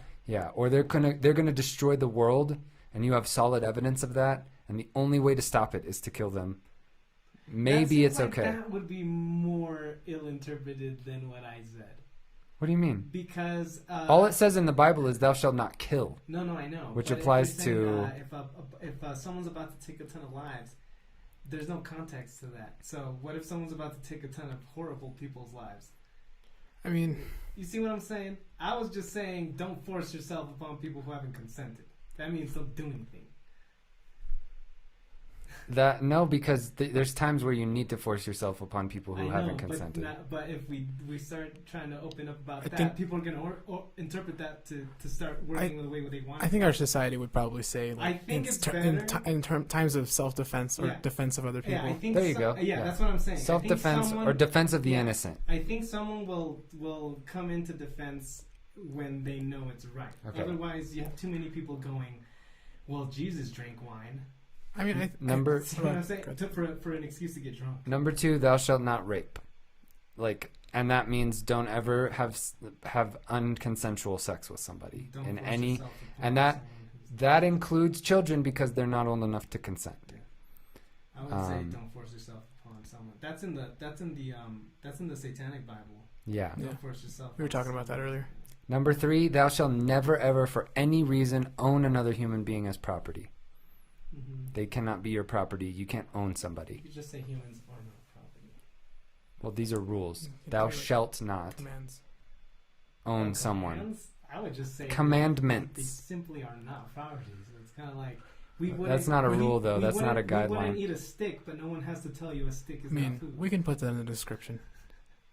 Yeah, that's the subject is people are not I'm property. sad at how dumb people are that we have to make them like this. But look, so far the first 3 of the actuals are thou shalt not have any other gods before me, thou shalt not make any graven images, and thou shalt not use the Lord's name in vain, which are meaningless, nonsense, egotistical rules. They're the So ones that our top 3 already alone are better than pretty much all 10. Because another one in the 10 Commandments is thou shalt honor your mother and father. Right. Which, like I was saying, what if they're molesting you? What if they're beating you? It's kind of like if you started a job and in the policy handbook, after it said not to like harass people and don't break stuff, it said not to like talk shit about the CEO. It's like what Yeah. the fuck? You don't have to honor your mother or father. Don't destroy the planet. Don't destroy the environment in which you live because you'll ruin existence for all future generations. The planet is holy. So however people treat holy things. Don't lie is a Planet good is- one. Unless it's again to protect the innocent in some way. Fair enough? Yeah, I know. But For the when same you- reason when- murdering's okay. I have a problem with saying to protect the innocent because like something like that is also easily translated to well, I Yeah, thought they were who's innocent? What we're trying to do is write better rules, No, I not know. perfect rules, because we're not I would perfect. say no. Well, if the problem was that people are ill-interpreting those, then we need to make these not able to be interpreted wrong at all. You mean like you're talking about You're the talking Constitution? about perfection, though. We can't do that. I think we can. I think we should strive for perfection, and that way people can use their shitty judgment to figure Ooh, out whether I've or not got a good someone's one. fucking What's innocent number or not. 6? We don't have to make it number 6, but oh man, I don't even know if this would work. These rules can be rewritten. No, that's probably bad. I mean, Or can be added to. like open to interpretation. No, that's bad too. If empirical scientific evidence determines that these rules were written in error, they may be reinterpreted to make them more moral. But someone could use that I would say to do some any shit. statement of facts will require experimentation and and documented. Must be demonstrable Yeah. using the scientific Yeah, method. I would say so.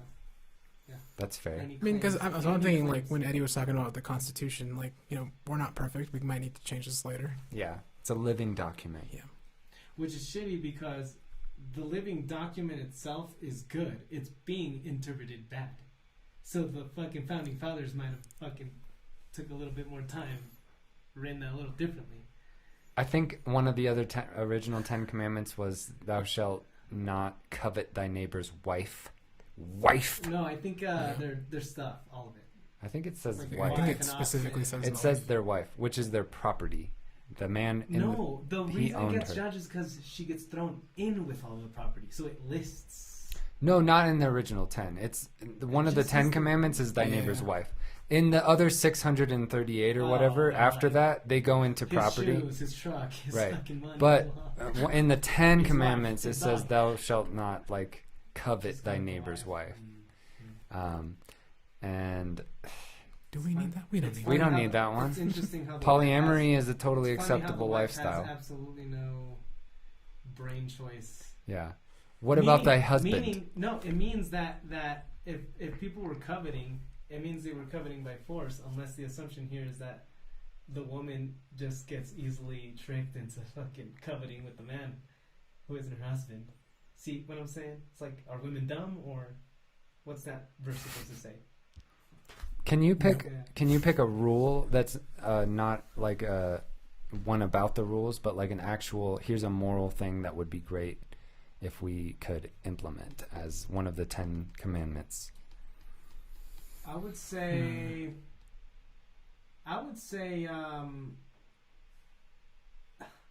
I mean, it's not that thou shalt not compete, but like, there's something really horrible about the way primate brains are, where whether or not agriculture exists, you still want the most bananas, you still want the most harems, you want more than the next person. You're comparing yourself to everyone else. There's no one else to compare to. So what could we do to keep people from wanting to be better than everyone else, or to be able to stand there and say, I'm doing things better, I'm thinking things better, I'm buying the better things? How do you combat that? I have a good one after you. Wait, well, Unless you're done. can you summarize that into a thou shalt not? I would say, thou shalt not give in to their ego. That wouldn't be harmful. I feel Because- like that would be better than because any of the. chimpanzees, that's all that it is. It's, for chimps, the only thing that exists is climbing the social ladder. So when you're a human and the only thing that you're doing is climbing the social ladder, yeah, you're definitely doing the primate thing. Yeah. Okay, what's yours? This is number 8. One of my problems with religion in general is like the us versus them mentality. The like you need to join us type of mentality. So I guess one would be like, thou shalt respect thy neighbors. I might be one already.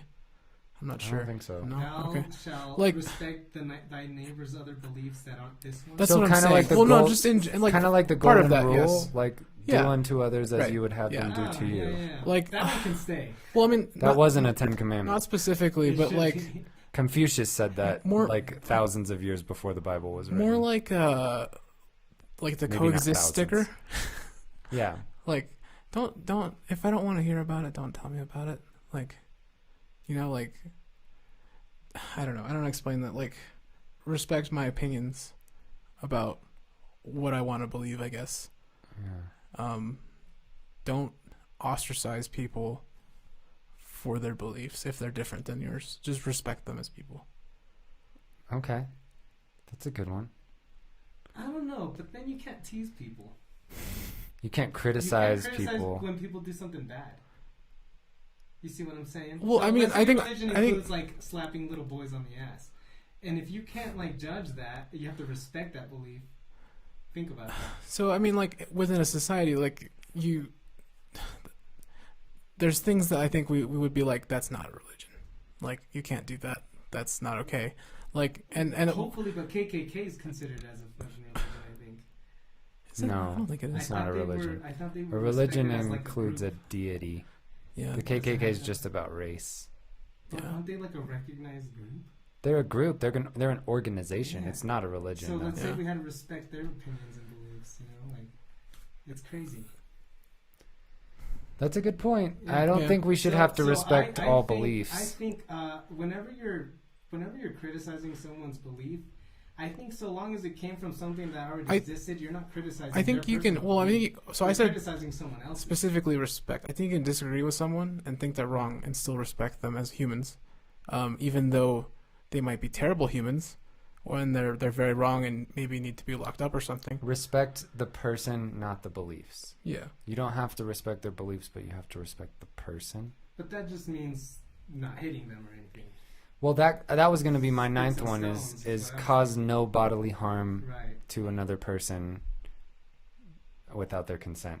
Well, don't force Maybe I'm into that. I would say don't force yourself upon a person. You're right. without consent. That would work That for covers a rape, ton of murder, things, and I'm telling you. And it can't be ill-interpreted either. Eddie's like, can we shrink all these? I'm just telling you. My problem is that they're always getting interpreted, and people are always trying to find a wormhole around it. Like Mormons having anal sex Wormhole or instead of loophole? regular sex. You see what I'm saying? So like, Yeah. Loophole. So what I'm telling you is that if we have the vocabulary to lock it up and not give anyone any leeway, then I think it's fair, because you can see the laws we have existing today. So long as you have enough money, they don't apply to you. So what does that say about lawmakers? It certainly wasn't a poor person writing these laws. You see what I'm saying? So I don't like it whenever you have people who are writing laws who are almost thinking of themselves as going, shit, what if I break it one day? How can I roundabout make it so that I didn't break that law? Mhm. And how can I interpret it where, don't kill innocent people, right? And then somehow in court, you're able to make it so that that innocent person was actually guilty. Well, That's what I don't like about the system that exists right now. yeah. And so why can't we just tie it down and make it? How can someone take advantage of saying, do not force yourself onto someone who isn't consenting? How can you break that rule? How can you go around that? If a cop is forcing themselves onto a criminal. That already exists, though. No, but I'm saying that's how it could be and that's the misinterpreted. only one, though. But otherwise, with regular people, like regular churchgoers, how are you going to misinterpret that? People will find a way. They'll either just do it because they want to, and they'll break that rule, or that rule really is solid. Mm. It's just about what people want to do. That's why I don't care about interpreting it loose or this. I don't want to know. make it tight. I think what this experiment has like impressed upon me is that this is fucking hard.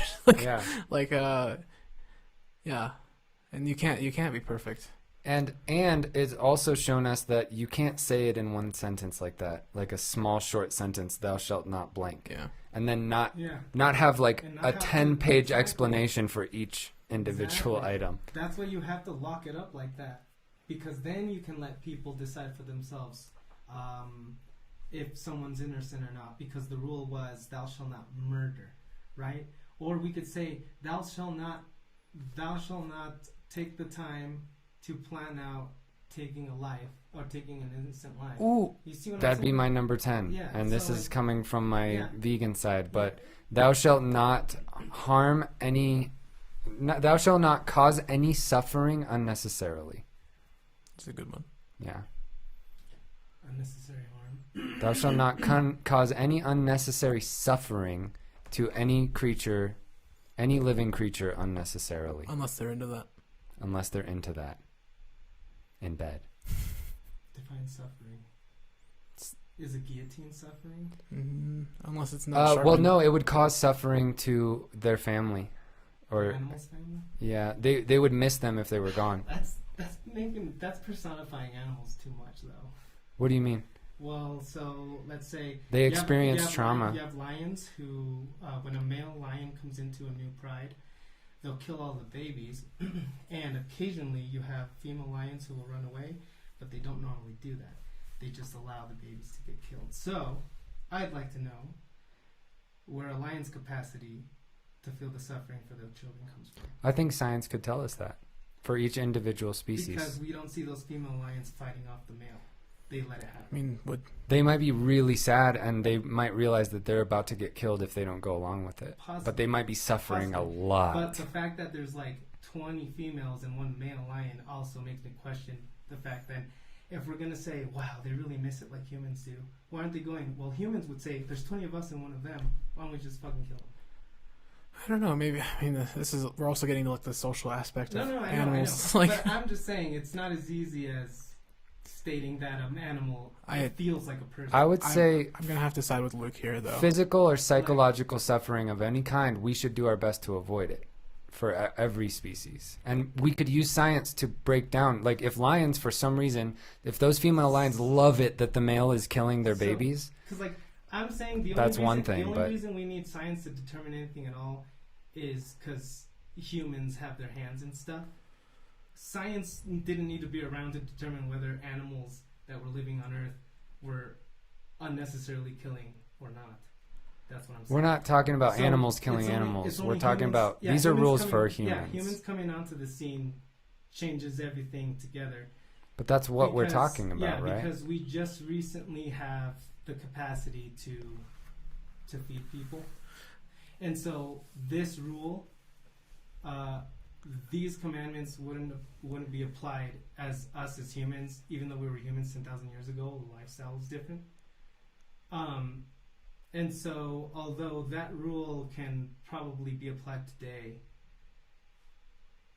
I wonder if you can really just allow things to populate and stuff without humans themselves being the same people who say, we know that this needs to be done, or we know that this doesn't need to be done.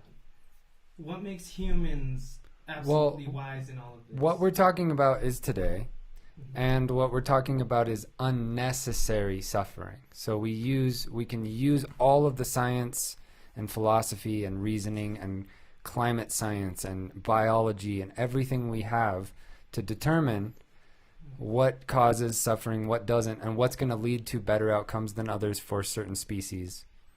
Right, because I'm saying I think we're causing immense suffering without even, for example, like sea life is suffering, even though we're not actually fishing or eating fish currently at this time. Our lifestyle is causing suffering in the ocean. So you're saying what's necessary and what's unnecessary? I would say then how far do we go into the solutions when we're saying that something is suffering?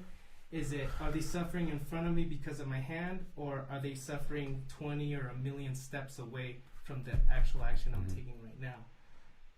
How far or close do we decide that we've made an impact? Or I would say, are we gonna say, I can smash a fish's head right now, right in front of me, and I'm the one who did that, and I caused the suffering.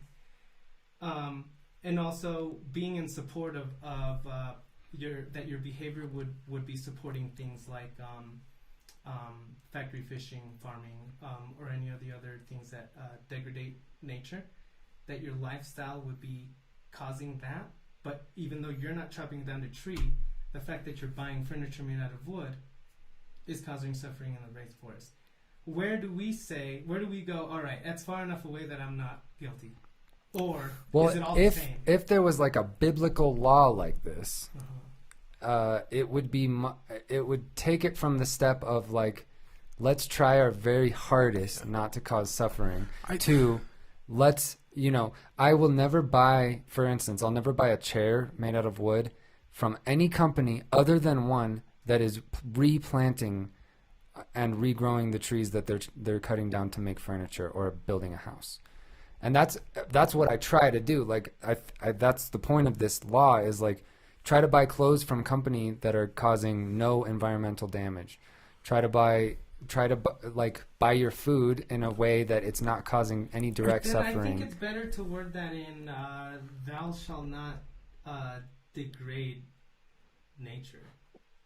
Because of all of those things, even things that are not vegan, those are degrading to nature. I think I still agree with Luke here that should try to avoid suffering. There's nothing wrong with trying to minimize, make people suffer or make anything suffer more. I'm just trying to word that in a better way, because I think trying to make it specific to suffering makes it so that we're only concerned about actual. Well, you can make another law on top of this. I'm saying if we say do not degrade nature, that could be number 11. But you right say now do we're not talking degrade about nature, suffering. No, if you do not degrade nature, it also covers in unnecessary suffering. Think about that. Why would someone cause unnecessary suffering to animals? Sometimes you could unless cause would really suffering. go- unless Sometimes you would could really cause go- suffering that doesn't degrade nature. Oh, I suppose, but then what So were the other that's why commandments we're about breaking not them killing up into for? two. You can have a do not degrade What was nature, the but this first is a commandment we had, though? do not murder. Murder. That's for humans. Yeah, you can make someone Okay. suffer I would say without that's for making- life. So at That's the for end- life. So the end one also For- covers humans, or is it supposed to cover animals as well? This is anything that can suffer. Because I Like think if it's psychologically about or suffering, then physically. that should be the first one. That's fine with me. That I should don't be care the what first order one. these are in. Yeah, me neither. These But, are just 10 rules. I just don't like to make them that specific because, like I said, I think they leaving should be things- specific. Leaving things too open to interpretation is the problem. So I would say the reason I would say do not degrade nature is that when someone starts committing an act that would be like that, so someone wants to start a factory farm, someone wants to buy a big boat, a big fishing boat to go out fishing so they can start their selling fish business, that all starts to be defined as degrading nature. Hmm. Rather than the very single, don't make him suffer, don't let that suffer, don't let that bug suffer, and don't let that fish suffer, I feel like is too much work. And if we're really trying to get things really, really good here, I think you might be like going too deep into it, but I think that's what you're trying what are you to talking do. about? No, Like- you're right, but those should be two separate things because they don't cover the same topic. Don't degrade nature is great, Well, I mean, but like, Yeah. you like, can for example, cause just- suffering just without like that, degrading just, nature. Just shooting a gopher for no reason, I would count as like, what is that? Is that not? That's are you suffering. Not, That's not aren't really you not hurting Are nature. you not taking out something that's actually balancing out nature? You're just randomly taking something out. You have no idea. You know, it's not like people go hunting and then they like count how many moose there were in the forest, see like what's gonna happen if they kill one. Well, and that would already be covered by thou shalt not kill or murder. Like, don't murder the gopher. Don't do it. Unnecessarily. Yeah. Thou shalt not murder unnecessarily. Yeah. And you could break that down. We're not going to do it here, but you could list what that means. I think thou shalt not cause any suffering unnecessarily. Yeah, so that one is will a that good be- one. Would that one be directly your hand or by your purchasing habits? By your If you're causing suffering. So you're knowingly, thou shalt not knowingly cause suffering. So even knowingly. See, that would be left to interpretation. I didn't know, Your Honor. That's what I don't like about This that. isn't for a judge. These are Yeah. moral I laws. know, but like I said, look how people follow the current moral laws. Like they're left to interpretation too much. I mean, I'm thinking like the difference between like not kicking a dog and kicking a dog. Like, Yeah. just don't kick the dog. Oh, word. If you don't need to kick the dog, don't kick Why the would dog. you kick the dog? No, If I you don't understand. need to eat that cow But- and you could eat a Beyond No, Burger instead, Kicking a dog and eating a cow are going to keep different because I think someone who just Suffering. randomly kicks a dog is not hungry, but someone who eats a cow is. Now you can go. All it's right, just I think taste you need to pleasure. eat a cow." It's just taste Again, pleasure. But the kicking one is They're the both same. doing it for pleasure. I don't. The person is getting pleasure by kicking the dog. The person is getting taste pleasure by eating the cow. But taste pleasure and kick pleasure are not the same. It's both just My- physiological the pleasure I get pleasure. from eating a berry doesn't affect you. The pleasure I get from kicking your dog does. But the pleasure you get from eating a cow affects me. It's not your cow. Well, how would it affect If you? it was my cow If it was your cow. or my dog. But But if not- it wasn't my but dog how and would- it wasn't yeah, my no. cow, same thing. Yeah, but again, we had to fix that up to make it so. Just so you know, eating a cow and kicking a dog don't come from the same. It does. It doesn't come from the same thing. It comes from the same thing. It just There's depends no- on who owns them. There's no kicking a dog. I won't die of starvation from not kicking a dog. You won't die of starvation from not eating a cow. Yeah, I know. But if the cow's the only thing I can eat, It isn't, though. That's I know, the point I know, but of this rule. again, but what I'm saying is that someone who kicks a dog has a deeper problem than someone who's hungry and eats a cow. They wouldn't be doing it unnecessarily, though. That's my point. Okay, but That's I'm saying- necessary. yeah, If but they're I'm- starving yeah, and they have but to eat the cow, and that's and necessary. Kicking a dog wasn't necessary whether or not you wanted to kick it. eating the cow, if it's the only thing to eat, is necessary, whether or not you. It's all circumstantial, right? Again, you could but kick I'm the telling dog you, the if dog- it's attacking yeah, your but little the dog- daughter, right? Yeah. But again, Then it would be necessary suffering. food sustenance is different from whatever psychological need of someone kicking a dog. Is gonna Not if it's unnecessary, because it's just taste pleasure at that point between like I said, beyond like I said, flavor there's only and one beef dog to flavor. kick, and there's only one cow to eat. Not the same psychological situation. Here's the same psychological situation. The dog is attacking your niece, and the only way you can stop it is to kick it. Or you're starving to death, and the only way you can survive is eat a cow. That's similar. Those are similar, necessary situations. Right. Okay. The opposite Only is that. Okay. there's fine, a but gentle dog laying there not gentle hurting dog, anyone. yeah. You run up and kick it. Right. Or there's a Beyond Beef burger A sitting water here buffalo and a drinking regular water- beef a burger water sitting buffalo here. peacefully drinking water at the Yeah. watering hole. Or a Beyond Beef burger sitting next to it. I'd rather just use live animals if we're gonna use live animals. Well, how convenient for you. Well, aren't they the same to use them as an example? No, you're talking about eating something necessarily, right? No, I know. Because there or isn't another option. Yeah, but when you said kick the dog, you weren't making a necessary context of it. You were just making I did. random kicking the dog. It's attacking your niece. No, afterwards. After I clarified that Okay, kicking a dog randomly is not here's the same same thing as eating a randomly. cow because you enjoy the flavor Like of what beef. I mean is my feeling of I've never felt pleasure out of wanting or kicking a dog. Don't know if that's something a lot of people feel. Have Unfortunately. felt pleasure out of eating a burger, even though I didn't kill the cow. I cannot make those both the same psychological steps to reach. I think Eddie's saying that he didn't cause the suffering for the cow.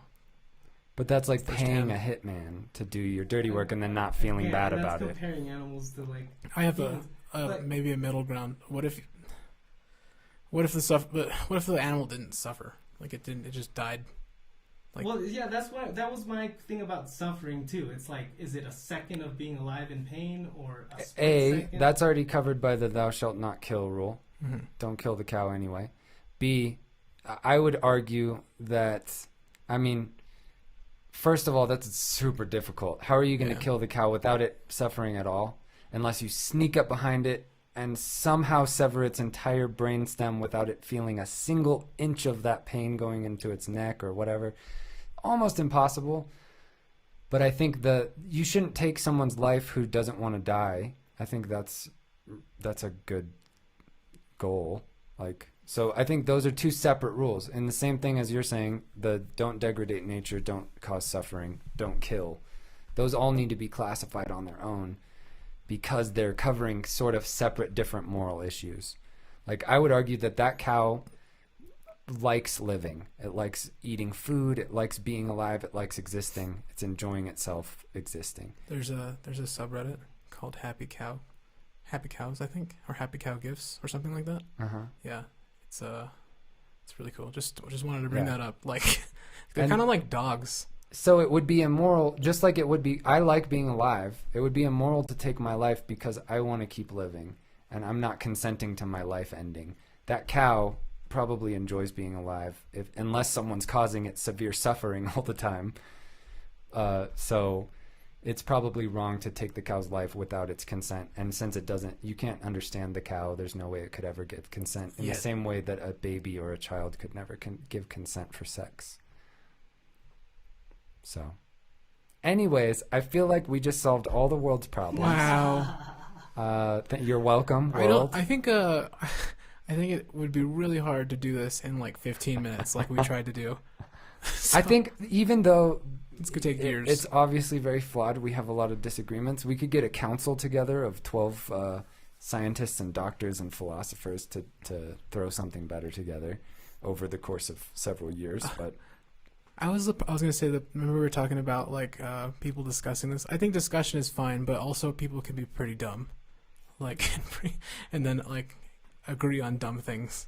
For me, honestly, like the biggest problem I've seen in society is the misinterpretation of information. Like that's why I'm so adamant about making like laws that are worded in a way that's just not loose. It's not loose. For example, I'll take the degradation of nature, for example. Somebody goes out and kills a moose, right? And so it's society, it's these biblical laws, right? And someone say, you're going to go ask and see if they've degraded nature or not. And of course, people can lie or not, but let's say that they're being honest. And they went out and hunted a moose to feed their family for the rest of the year. Because they had no other option to do it without versus suffering. Versus a person that they saw chopping down trees, chopping down this one, and then they chopped down the next one, and before long they'd chop down a whole acre of it. And then they questioned, that guy, have they degraded nature? I think the both of those are completely But totally different. You're talking about the lesser of two evils. I'm talking about neither evil. Or I can Why say not kill the moose and say, don't chop down the trees? Well, I'm just saying, don't degrade nature. But if you don't want to kill the moose, right. But we're also not going to leave it so that when a person is stranded somewhere with no food, that's they why cannot eat. Thou shalt not cause any suffering unnecessarily. Okay, well, that would guess, be necessary. No, I guess unnecessarily is fine. If I was starving to death in the wilderness and all I had to eat was a moose, I would eat the moose. I still think unnecessarily would leave it up to people like a vegan person to say, well, there's these leaves that you could have eaten, though. Why didn't you just eat those?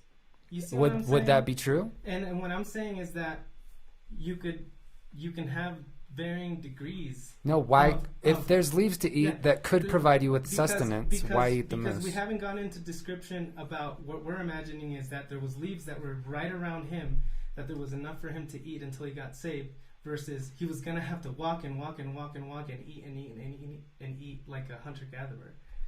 And it's kind of like, so... Because it would be less convenient for him, then it's okay to cause suffering? We could say, because you're not the one who's out there fucking starving. So we're over here sitting in our chair with our glass of water and our fridge full of food, telling them, what, it was too inconvenient for you to not eat that moose? Let's write in there, if you're out in the wilderness starving, it's okay to eat a moose. Right. That's fine. No, right. In that one situation. Yeah, but like I said, you said unnecessarily. So only mooses. Someone comes around and thinks it wasn't necessary, it's going to leave it open. For that guy to we'll let the courts work that out. But we're just getting it as close as possible. That's what I'm saying. I think degradation of nature is... There'll still be a justice system in this world we're building, right? Where there's a jury and a judge and evidence. They can determine evidence. They can go to the area where he killed the moose.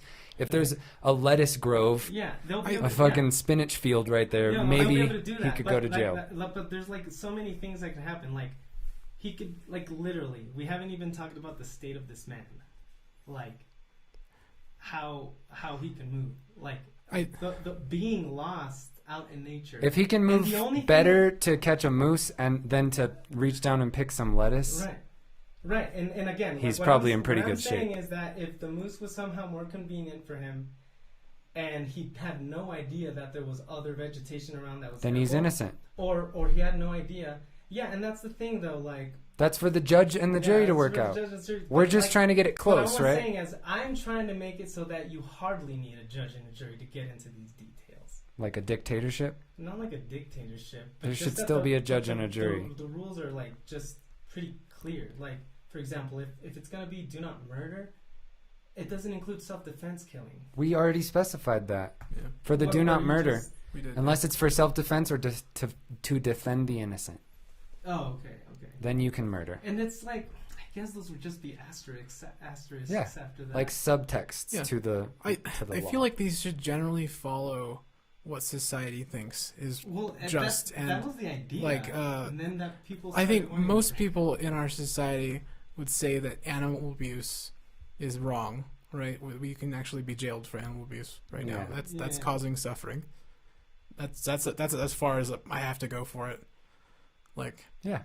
Just don't kick the dog. If you called it, actually, I think if you called it animal abuse, that covers a wide range of behaviors.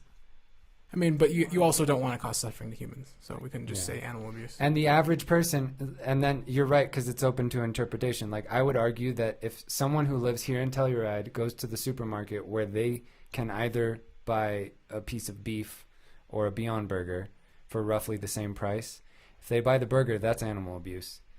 I would argue that caused unnecessary suffering to a cow and that didn't need to die. I don't know if you could say it caused. It did. When they bought it, it was already dead.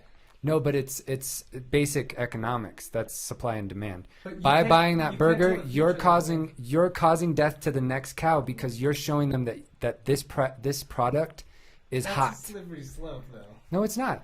Supply and demand. No, That's economics Yeah, I 101. know, but that doesn't make you. That's hiring an assassin to do your dirty work for the future. Yeah, again, You're funding an industry. it's You're funding the animal slaughter industry. no, I know, but I think the best you can do is just to stop buying Buying it. But it. if you think you're gonna convince people by calling them murderers for buying food, I'm you're not. you're I'm gonna not. do anything. We're just on a podcast talking about what it is. Right. I'm not trying to I convince don't think you. it is that though. How isn't it? I don't think that someone is responsible for killing a cow for buying meat from a cow that was already dead. Especially since They're causing the death of the especially next cow. Since there's been so many cows that died between when that cow died and when that meat got to the store in the first place. There's so much more killing that happened before that person even bought that meat. Are they responsible for all thousands of those cows? You're until they bought it? responsible for a portion of that cow's death, along with everyone else I that bought a think chunk of I its think that's body. a better way of saying it Yeah. than to say You didn't You kill went the up to whole the- cow, I guess. you bought but a gun. That's You bought a arbitrary. bullet, and you went up to the cow. You and with hired- your brain. You went, this fucking thing. I'm gonna kill this fucking thing. Pow. Is not the same as someone wanting to buy some ground beef at the store. I think that would be It's more not the moral. same. Going It's and kinda killing like the a cow on your 7-year-old. own would be I think much so, more too. moral. Like a 7-year-old buying fucking ground beef for fucking the family. Well, he doesn't know. He doesn't know what's happening to the cows in the Yes. slaughterhouse. You could, but what if they did? They're still 7 years old. It's still immoral. If they know, if they know that it's causing I- suffering and they're choosing shouldn't- to take that action. They if the meat industry and factory farming are Fucked. hugely the reason people really don't like what the fuck is going on. Especially since you have people who will actually become upset when they found out that they mistreat the cows that they eat later on. Yeah, that's And that silly is to one me. thing that people have a wall between. Because you're gonna run into people who don't like animal abuse and still like a good burger. I think the only solution to this is lab-grown meat. I think lab-grown meat is the best Like, thing. I'm all for it. I'm all for it. I'd probably try it. No, like- I definitely will. I think lab-grown meat is better. Because if no animal whatsoever suffered, And if they make it so that it doesn't give you heart disease, It's environmentally it's sustainable. safe, yeah, fucking I great. think it's great. Let's do it.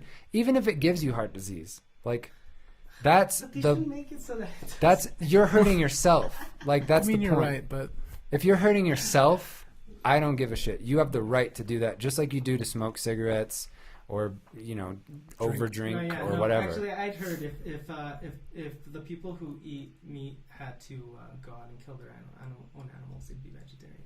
Yeah.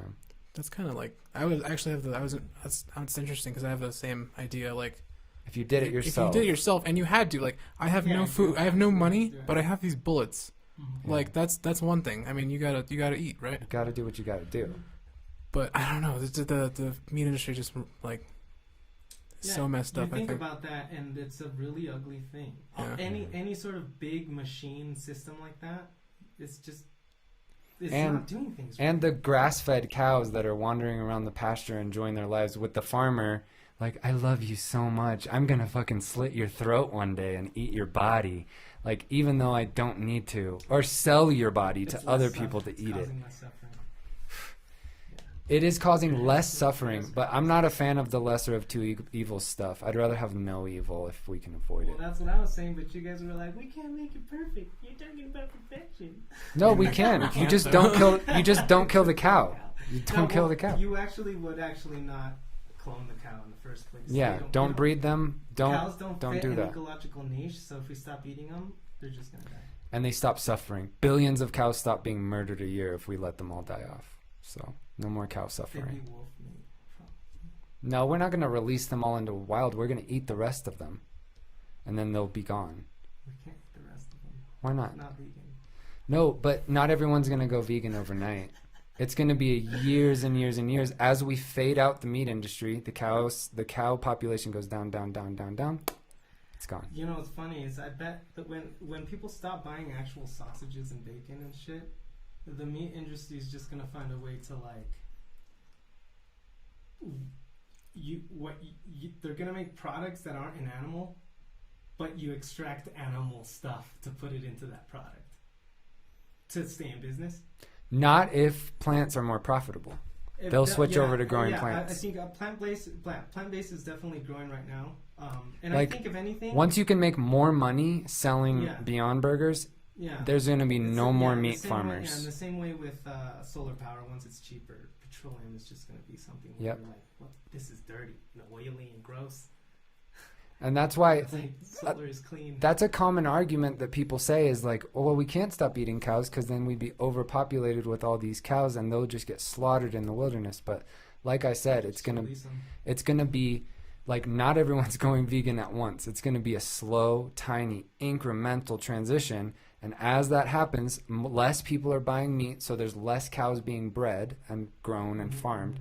And they slowly get to where all the cows that are left are on sanctuaries. And they're just people are their guardians, taking care of them as we should be for all animals. Hopefully not for long. Why would someone still be growing cows? We wouldn't grow them. We just don't kill them. We take care of them like you would any other they're animal. They're definitely not breeding themselves, though. That's the thing. Yeah, they are. They just disappear. No, if there's a bull and a cow in the same pen, they're gonna breed, bro. Let them fuck. Don't they have a different way of getting cows pregnant in factory farms now? Quicker and easier, but if you put a bull and a cow out in a field, but what do you mean by cheaper? There's no there's no incentive financially anymore. You're not selling anything. You're just taking care of the cows. It's actually expensive to do. No, I know. I would say it'd probably be cheaper just to let them be. Because the sanctuary is only going to last what I'm saying is let people do that. Let people take care of animals. Yeah. It's not for profit. These are people that want to just take care of cows on their farm or their property. There's going to be cows left. There already are. There's people everywhere with animal sanctuaries who rescue animals, pigs, chickens, cows from factory farming, and they just let them run around and they feed them and they take care of them. Like a pet. No, yeah. I know, like a pet. Those are still going to exist. So cows aren't just going to go extinct. There's going to be cows on sanctuaries all over the planet, especially when everyone's vegan. No, I mean, I'm not worried if cows go extinct because, like I said, there's no ecological niche where they exist. Yeah, and the only reason they exist, the people that are like, oh, well, billions of cows wouldn't exist anymore, but the only reason they exist is so that we can slit their throats while they choke on their own blood, and then we eat their bodies. When they're born, we know the day that we're going to kill them and the day that they're going to hit the supermarket for their bodies to be sold and eaten. I was like, how did we get to veganism? Because we started talking about suffering. Yeah. But anyways, 10 Commandments. Yeah. I think we're on the same page with the general idea of all this stuff. And we'll just, Yeah, it's just about misinterpreting stuff. We'll write a new Bible. We'll like, for example, send it to Parliament. The Bible was the one. The Bible people. The Bible was the one that gave us dominion over the animals. Yep. That was where it all began. That's probably why it doesn't exist in the fucking Commandments. All right. But honestly, when I think about that, dominion, I think they were really just talking about the agricultural cattle that they had.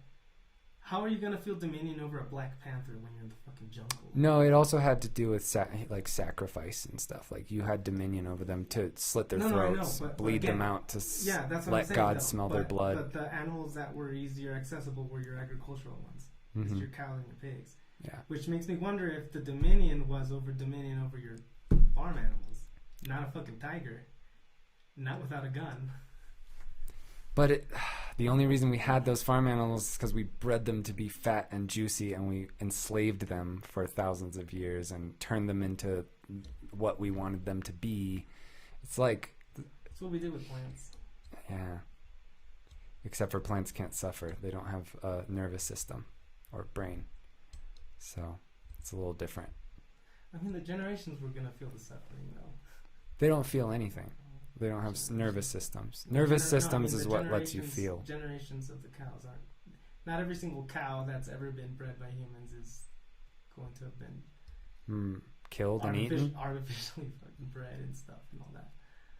Right, but yeah, the generational impact is It's not insane. like we fucking found every individual cow and said, you're gonna fucking live on this farm and I'm gonna eat you after. Yeah, you fucking and now because of stuff like that, now like chickens that are born can't even walk. Like they have osteoporosis when they're like a month old. Yeah, the purpose is to make them plump and They just suffer the whole time they're alive now, and they're crammed into pens where they're just on top of each other, like shitting all over each other, and their beaks are being burnt off so they don't peck each other to death. Like, whew, we've gone too far, people. Anyways, this whole podcast was just about religion and millennials, Nothing else. and it was so good to have you here physically. Yeah. Ryan. Thanks for for being having me. on. Fuck yeah. Cool. Well, if you listen to this, let us know what you think, and have a great day, everybody. Peace, baby. Peace. Wait, we're still